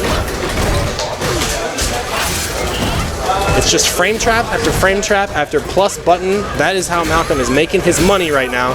Urian is not far behind either. I want to see more stand medium kick. Oh, wow, what side? Plus, yep, gets caught pressing buttons. He's got to realize, if you see counter hit show up, you got to realize you're being put in a frame trap situation. Trigger on deck. He's got enough for a shoulder. No confirm though. Oh wow, puts herself right in the Aegis reflector. Gonna hop the first one. Yeah. All right. So hopefully Valteria can realize, I'm getting counter hit every single time that he throws a knee. I'm getting counter hit. I need to stop. And the other thing, and it's very hard when you're in the middle of the game, you got to check the range of where is Ibuki after the knee. How far back does she push herself after the knee? So what I'm saying is there still opportunity for a tick throw setup? All right, some early damage on the board for Valteria, tapping away with those jabs. But again, see, it's Malcolm's turn to play. Ooh, big sweep opportunity right here. Stays in front. Man, it's just stand medium kick dug in the back this time. Hope one overhead away. Not even gonna need it. Not gonna. I don't think this is gonna be enough to kill. No. When you live the 1025 life, you show it. That's why he's got that suit. He can afford it on the 1025 salary. That's why Ryu's got that busted ass gi in the 1000 range. Ooh, nice snipe. Hard combo, definitely unsafe. Big crush counter, what do we got? Oh wow, some Street Fighter 4 kunai action though, the meaty kunai. Not in time though. Man, yeah, Valteria, a little bit of a question mark over his head right now, trying to figure out where can I press buttons. Still staying diligent with the anti-airs though, he's gonna be plus on that. The charge round has, wow, meets her halfway with the headbutt. Really looking for it, yeah, he needs to hold this space. Excellent use of the super right here. Buki's still gonna be pretty close to stun. How is Valteria gonna open up right now? Nice overhead, good idea. Malcolm one step ahead though. Bombs on deck, nice V reversal. Keeps him out of danger. He's one punch away. Trying to keep Buki in a corner. Is he gonna get a chance? Bombs on deck. Ooh, no, the timing. Off just a hair. Malcolm kind of grimaces, kind of like breathes back in his chair. He's like, all right. I haven't had to use the dirty stuff all night. Let's see if I can rein it back in. Can Valteria run this back? Big opener. Oh no, he went for the hard combo. It's the headbutt into the crouch fierce extension. Nice. I really like, man, Valteria looks so much more confident in the neutral right here. Not pressing buttons after the knee that time. He's gonna get paid. Big damage opportunity. Oh, he wasn't ready for it. That is not a crush counterable, quote unquote, reversal. Never invincible. Hey. He needs to believe in himself right here. Malcolm gonna hold this corner, trying to shimmy. Another counter hit, bombs in the corner. Really close to stun. Really close to stun. Oh, there it is. Uh-oh. Shoulder into trigger. Oh, he's not gonna get a chance. All right, stay on, Valteria. All right, guys, so losers finals coming up next. Here at Top in the Shop, Malcolm will move on to grand finals. Even though that was a 3-0 match for Malcolm, that was still a well-fought battle by Valteria. That's one of those examples where if that were me in Valteria in Valteria's shoes, I go, okay, you got me that time, but not next time. Next time I make the adjustment, next time I'm gonna get in there. All right, guys, so enough out of me. Losers finals coming up next. Myself versus myself versus Valteria. I gotta track down some commentary though to keep you guys entertained at home. And speaking of that, thank you so much for watching at home, supporting our little slice of fighting game community. Where's Watson at? Can I get 2 people to commentate Street Fighter? Josh? Hey Malcolm, you want to commentate again? You know how to run this stuff?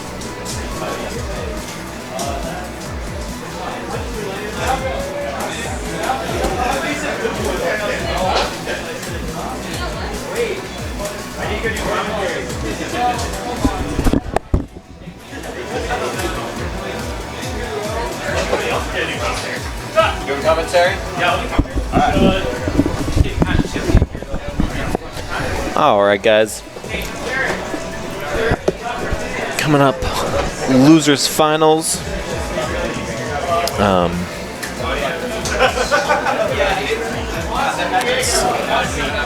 Valteria's and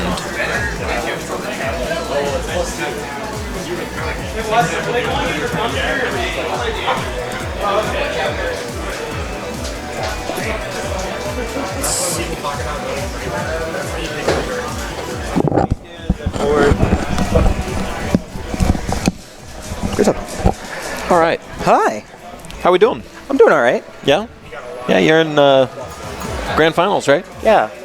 Just kind of ran through winners. It was tough. There was a tough patch there. Robbie almost put me in losers at start. Like, almost put me on tilt. I was like, are you kidding me? Did you play him round 1? Yep. He's made it all the way back through, which is good. Yep, he took me out. It's a good game, though. I think this game is very fun. But that probably was a good match. I didn't see it. Yeah, I did better than I normally do. Quite a bit. I was happy with it. Let's see, but we got a Valteria in losers finals here. It's kind of exciting. He normally doesn't make it quite this far. So. Yeah. He's been playing well. He's definitely got his damage combos down. I'd like to see a little bit more neutral because Urian is really good at it. Yeah, I actually, before Season 2 started, he played Vega. Right. I really like his Vega. Vega's got nothing but buffs. I think that character, the problem with that character is he does nothing amazing. He does everything really good. He does his nothing ground amazing. game is pretty amazing.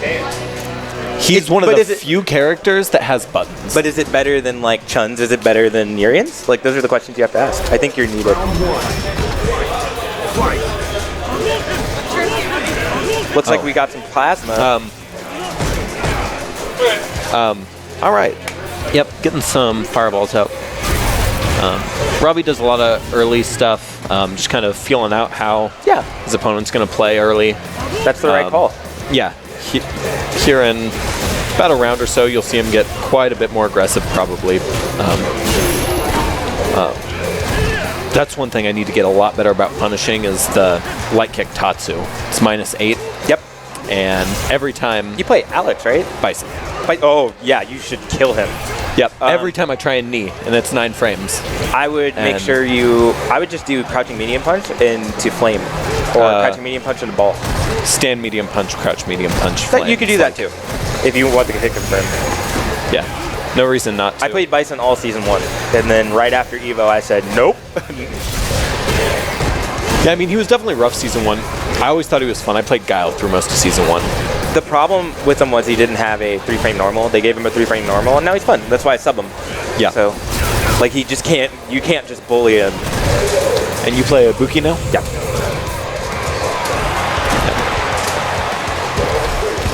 combos into dash on the other side, just unblockable. No. Every time You I get gotta hit. you gotta look for the situation. This game is all about understanding situations. Once you understand like this is what this character's option is, because it's so basic, like then it just comes down to like little minute things that a player does. Why is that bear so hype in the background though? I don't own this stage, so it's weird for me to see it sometimes. Yeah, the giant gold men kind of throw me off. It's the strongman, Arnold, Mr. Universe. Yeah, this corner pressure from Robbie's pretty insane. It's just, nope, you're not going anywhere. So the thing is that, like, Robbie, if you play Street Fighter 4 and Street Fighter 5, Robbie will eat you alive because he just has better footsies, better understanding of neutral.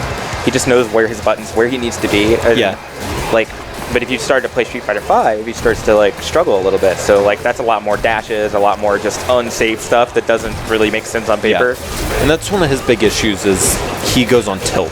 Right. Like when stuff like that happens, he's like, that's not real. I need to be better about doing that. And then his mind's just out of it. With characters like Balrog and that character on the screen, it's very easy to go on tilt. And like I think Sanford Kelly said this best. This game isn't about like who's better. It's about who doesn't tilt the hardest. Yeah. Like because the momentum's so swinging. Cannon wins. Yep, pretty convincing stuff there from Robbie. I don't know. Valteria's not going nuts. And Urian's so good at going nuts. Fight.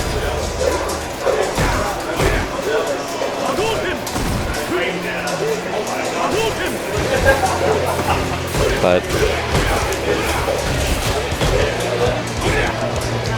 so far neutral. Valteria's walked himself to the corner a lot. Like there he took a step back, no reason for it. So that's an experience thing. And like Valteria, like he's told me he's very new. And he's very good for being very new. He's understands a little bit about what his character does. He understands when to like kind of do things in block strings. What he's got to like learn is how to like play neutral. So like his back's to the corner and he's still backing up. Yeah. Like unless you have a charge character, there's no reason you just got to fight that. It's scary. I know. I struggle with it sometimes too, but you got to stay there. But even with the charge character, like there's such a big difference between backing up a little bit to charge and just backing up. And I think that's something that takes a long time to understand. I'm still bad about it. Well, I know I walk myself in tough matchups to the corner. I didn't learn it until I started playing. So I'm usually play really defensive characters. Like until I started playing an offensive character, where like I can't be the wall that I want to be. I have to walk you to the corner and use aggressive buttons to push you there. So like that's one of the things Ibuki has taught me is like how to have a really good offense. Whereas like I would play like characters with fireballs, characters with great neutral buttons. Like my natural style is to play Chun, but I don't play Chun because she's not very fun. Sure. Like if Sagat's in the game, I'd be playing Sagat because like that's fun. Because at that point you're just besting them every single time in neutral and just avoiding momentum. Yeah. I think at this point the only character that's decent at that in this game for the most part, Chun can be, but Guile. Gully? Yep. Gully's the best at it. I think he's number one. Yep. I think best in the game, it's either him or Cammy right now. I After disagree the with the update, Cammy thing. I think Cammy's top 5, but I don't think she's the best. I think after the update, it's going to be hard to say she's not the best. Yeah. But we'll see. I don't know. It's like who really does work with Cammy, right? Like you got to think about that. It's Alex Myers. It's K-Brad and Kazunoko. That's it. Like that's hard. And like even then, they've been struggling with this character recently. Yeah, and I mean, like, I guess quite a few people had him as like their alternate, but most pros Ricky's didn't play like Elena in 4, but she was highly regarded as because the people who did play Elena were just cheesing out other people. Like it was very clear Gamer B like Gamer B is an example, right? Yeah. He was doing real well. Not to take anything from Gamer B. Gamer B is a great player, but like he was using the game's engine to his benefit. The fact that they gave that character a healing after a DP that was safe was insane. You'd have to just work really hard, and her neutral was really good. Yeah, she had great buttons, really good high-low mix-ups. Yeah. But meanwhile, that Tatsu is negative at that height.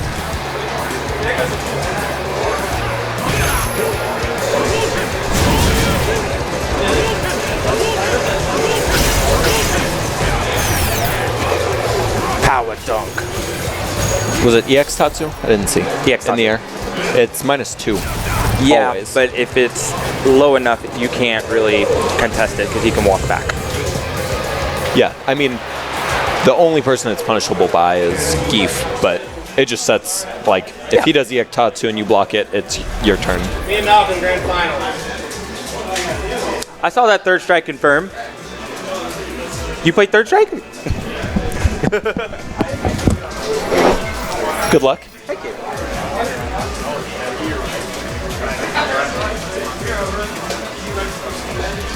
All right, we got Malcolm and Robbie V.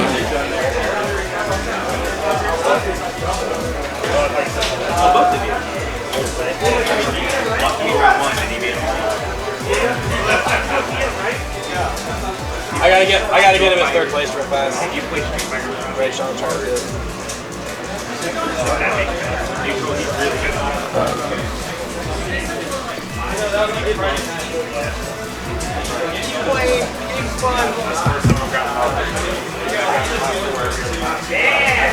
Breaking barrier!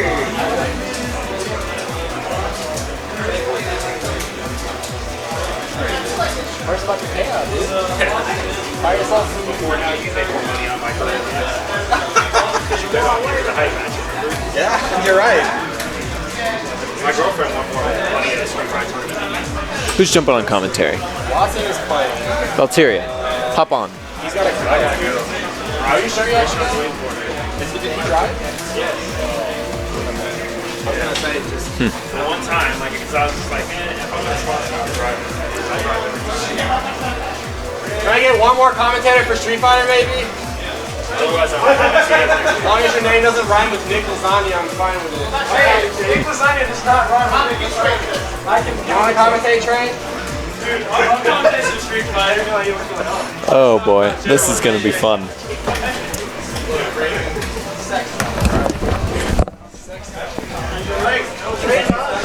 What's up, everybody? All right. Hey Trey. What's your tag? I know your name's Josh, but I usually go by Sonic Spire. Today, Sonic Spire. Sonic Spire. Okay, so where are you today? The Amazing Spire Man. Ooh, It's good I like stuff. It. I It's like good it. stuff. Shout outs to J Spot. Nice. So where's this in bracket? What are we? Where are we? We about are to about to enter grand finals. You are commentating grand I finals am. of Street Fighter V. This will probably never happen again. No. But I'm gonna do my best. All right, it's going to be interesting. How did Watson Chan do? See, I think he made it to semifinals here. Oh, okay, so you got 4. Yeah. Yeah. So this is the losers finals we're watching right now.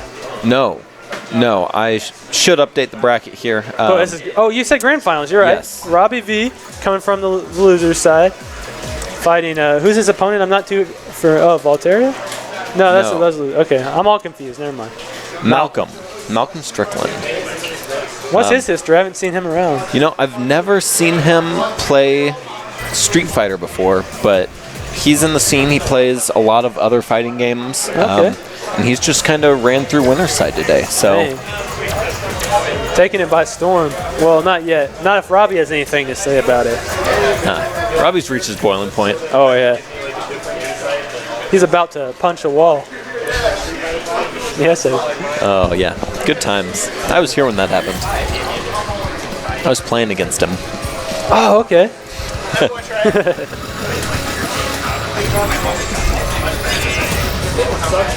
Okay. Yeah, I've actually kind of liked watching Malcolm play today. He plays Ibuki, which is somebody we don't really see a whole lot around here. We don't have any solid Ibuki players of note. You know, we have a few that come out every once in a while. Ty just showed up tonight, and he plays Ibuki, but he's never here for tournament. She's good in like the newest patch, though, isn't she? Pretty solid in the newest patch. Yeah, I think she was really unexplored before this patch, and then she got several buffs, and her mix-ups are nuts. Yeah. Hits that V trigger. And she likes roasted sweet potatoes. And toads, yeah. Okay, he knows. He knows. This is his game. I'm just a visitor. So we'll see here. Oh, that was kind of surprising. Normally Robbie starts off real slow, just decides to play the Street Fighter game and see what the opponent does.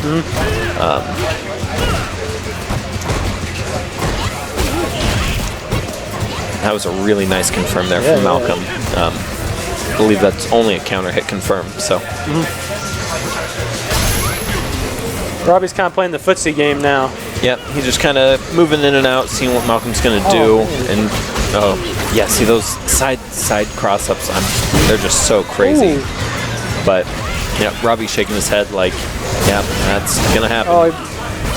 Doesn't she have the bomb stuff too? I saw like a really high level match where they'd always put the bomb behind him and hit him with something that you hit with the bomb. So yeah, that's her V trigger. Whenever those 3 red bars where it says V reversal forward down there, those fill up, she can use a couple bombs. And they get real mix-up heavy. But potential big comeback here. Oh, yeah. All right, yep. Look at that bear. Bear was like mocking him. Got this. So what does Robbie need to do different if he wants to bring home the victory? I mean, obviously the right reads, reacting to the side-to-side switch-ups would be a big help. But I know he's doing something I'm really bad about, but it's whenever it's his turn and he's just going nuts and winning, and then he'll just back off. Oh, okay, yeah. He's not backing off now. This Eye of the Tiger. No, he's Robbie V. Just been in. Oh, okay, there we go. But one of the only overheads in the game that's not punishable. It's only -2. Yeah, which is phenomenal. But yeah, that was a really solid round from Robbie. That was coming back. It seemed like he just didn't get side to side as much. This is very basic Street Fighter analysis, honestly, but that was what I was reckoning the first game, our first match, I guess. Oh yep. Oh, punish. That wake up DP. Get some big damage here. Robbie's going off. Yep, Malcolm betting it all on a couple little things there. Yeah. But if anybody can come back from this, it's Ibuki. So. Yeah. Oh, V trigger. Didn't get too much out of it though. No, he didn't get the bomb combo. Just a little weird. Oh, jumps over the bomb. I forgot who was playing this. Some Ibuki player from Japan, I believe. Or maybe Korea. Oh, the pressure though.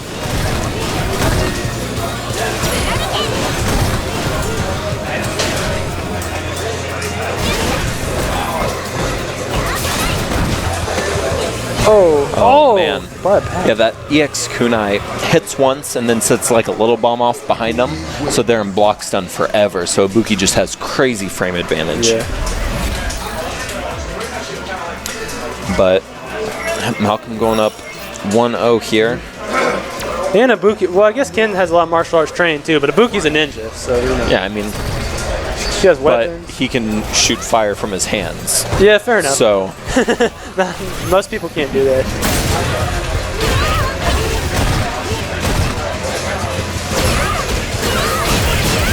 Ollie.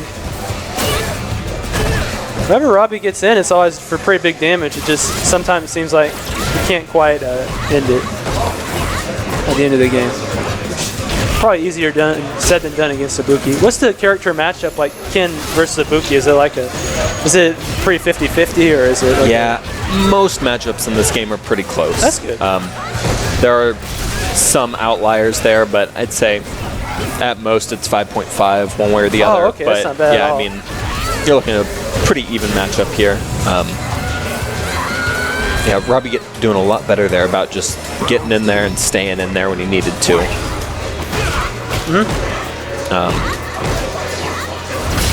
But Buki's kind of pushed him into a corner now. Using those kunai and just putting him in a place he does not want to be. Oh, this may be curtains. Not quite. Okay. He's got one more chance here. Okay, there's his chance. He's out. He's out of the corner. Oh, those are splits. All right, tying it back up here. This is best Robbie's of 5, sitting on. right? Yes. Okay. Robbie's sitting on a lot of bar, so potentially big damage.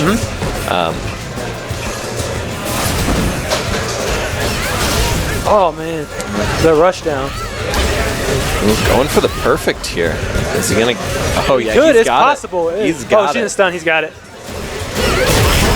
Oh man, the wrath of Robbie V, the legend. All right, yep.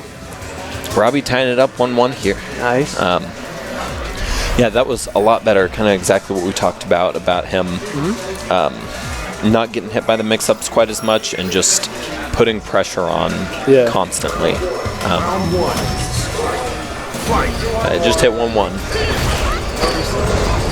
Oh, does some judo. He said, "You may be a ninja, but do you know judo?"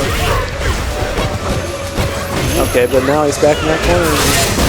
Yep, this is not a good situation for him. Oh, has to burn it.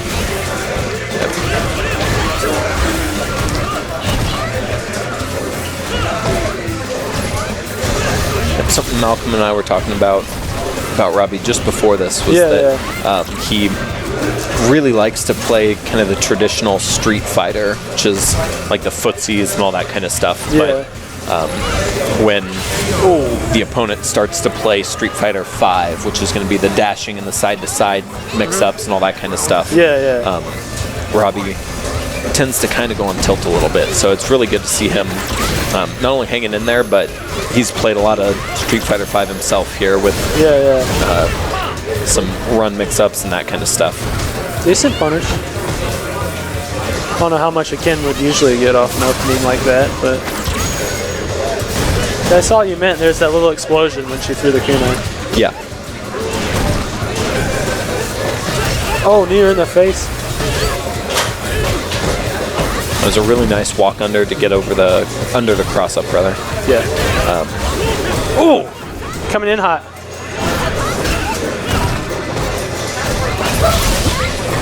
Oh, okay. Didn't take too much with this pressure. All right. Buki's still sitting on one bomb here in V trigger, which you can use whenever out of. Oh, punch her in the face. Oh man, that's some big damage for. Oh, I thought you got the grab. I thought he was going to get the grab, put her in the corner, and do something else. Her bombs don't hurt her. That may be a dumb question, but I'm guessing. Correct. She is immune to her own. That little split kick seems to be a pretty good tool. Yeah, it's really good about going over lows, but yep, Malcolm 2-1. kind of readjusting there. Countering that more aggressive play a lot better, which is good to see. It's always interesting to see two players kind of go back and forth. What is she the CEO of? Says a CEO and a martial artist. Ken is a CEO. Oh, okay. Oh, she was like taunting him. She's like, It must spend be more good time to on be your a martial. CEO, yeah. Ken's like, I'm rich, even if I lose this, you know. But Robbie, he's hungry. He's out here. He is not a CEO. We didn't know which, like, I'm waiting on my internal goods. A lot of chat here between the two players. Yeah, talking it out. This is kind of funny too, because Robbie has commentated Smash in the past, and he's actually one of the best Smash commentators. It's more of a general commentary, kind of like I'm trying to do now, instead of like, you know, there was frame whatever, but it's a good job. Ooh, I thought he'd get a grab off that. All right, yep. Those air kunai are really nasty about punishing fireballs. Let's see what he can do.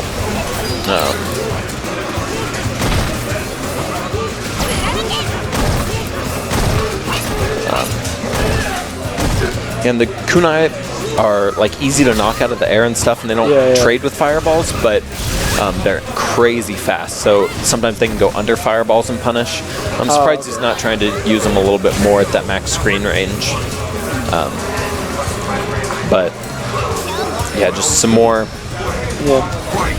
This is tournament staying at that 1-2 square range that Ibuki's footsies are just so good at. And like you were talking about, that forward split kick thing is just so great, and it's a crush counter button.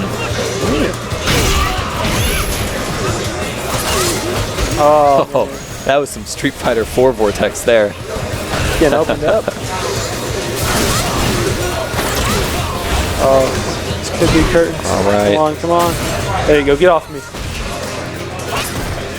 All right, yeah, kind of like I was saying there, he's trying to use those kunai at this range a little bit more. Just there we have it. Okay. 3-1 Malcolm. Malcolm is your champion. Yeah, just kind of showing up and running through it. That was a pretty impressive Did anyone take tournament games showing from him. off him, or did he just go perfect for the? Well, Robbie took a. Yeah, Robbie, I think. The only one who took a game off him. I didn't watch all of them, so I'm not sure, but yeah, that was quite the game there. 75 posts. Well, I guess Robbie, he's probably gonna sign us out. I'm probably gonna get off now. I'm a Smash guy, but thanks for everyone watching this and for putting up with Robbie over here popping off, joking around. Yo, Robbie, I did it. There you go. Put the good job, Trey. Down gently. Now paint your bed on. All right, well.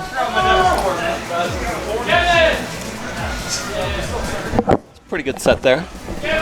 Yeah, it'd be 2-2 right now if I didn't drop my super like a fucking baby when I had that stun combo. I was like, what? This is 2 buttons into super. What am I doing here? And then he ran it all the way back. But yeah, good stuff to Malcolm. Glad he's able to make it out this week, taking first place tonight. Yeah, I don't think I'd ever seen him playing Street Fighter before, but... Well, before he played Ibuki, he played Bison, and I ripped that asshole wide open at Combo Breaker. He remembers. Because his specific words were, how do you always know how to react? Because he kept dashing in with me on Bison. I was just like, back medium punch, baby. But no, it's good to see stuff like that. Again, like I said, it's good to see that stuff. It's good to lose to stuff like that now, so that at least I have like a grasp. Like, Malcolm's going to be here to play some casuals. Everybody's going to get to play against the Ibuki train a little bit, get some matches in. So good stuff to Malcolm. Here's your top 8 for this evening. Exclamation point bracket can get you there to tell you the story. First place, Mr. Malcolm Strickland. Second place, myself. Third place, Valteria. Props to Valteria. This is as far as he's ever gotten in a local tournament. So just proving that come out every week, work hard, practice when you can, offline, online, whatever, and make little strides. Always move forward. Fourth place, Watson Chan. Fifth place, Mope. Sixth place, Springs. Seventh place, RTY, and eighth place, the amazing Spire Man. So, good matches tonight. We went from having like barely 6 people in a bracket to we kind of exploded up to like 14. So shout out to everybody who came out tonight, and especially if you guys are returning viewers for Top in the Shop, we really appreciate you guys hanging out, chatting along with us. Oh man, a lot of work to do. The road is long. The road is very long.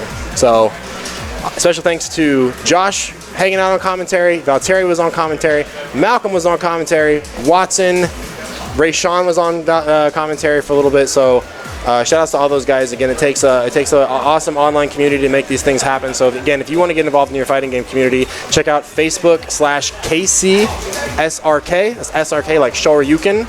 And you can be up to date on all the fighting game stuff going on here in Kansas City. Top in the Shop will be back again next week. First to Burst, I believe, has been locked in for a schedule at Nova Star Gaming, but I'm not 100% sure when that is.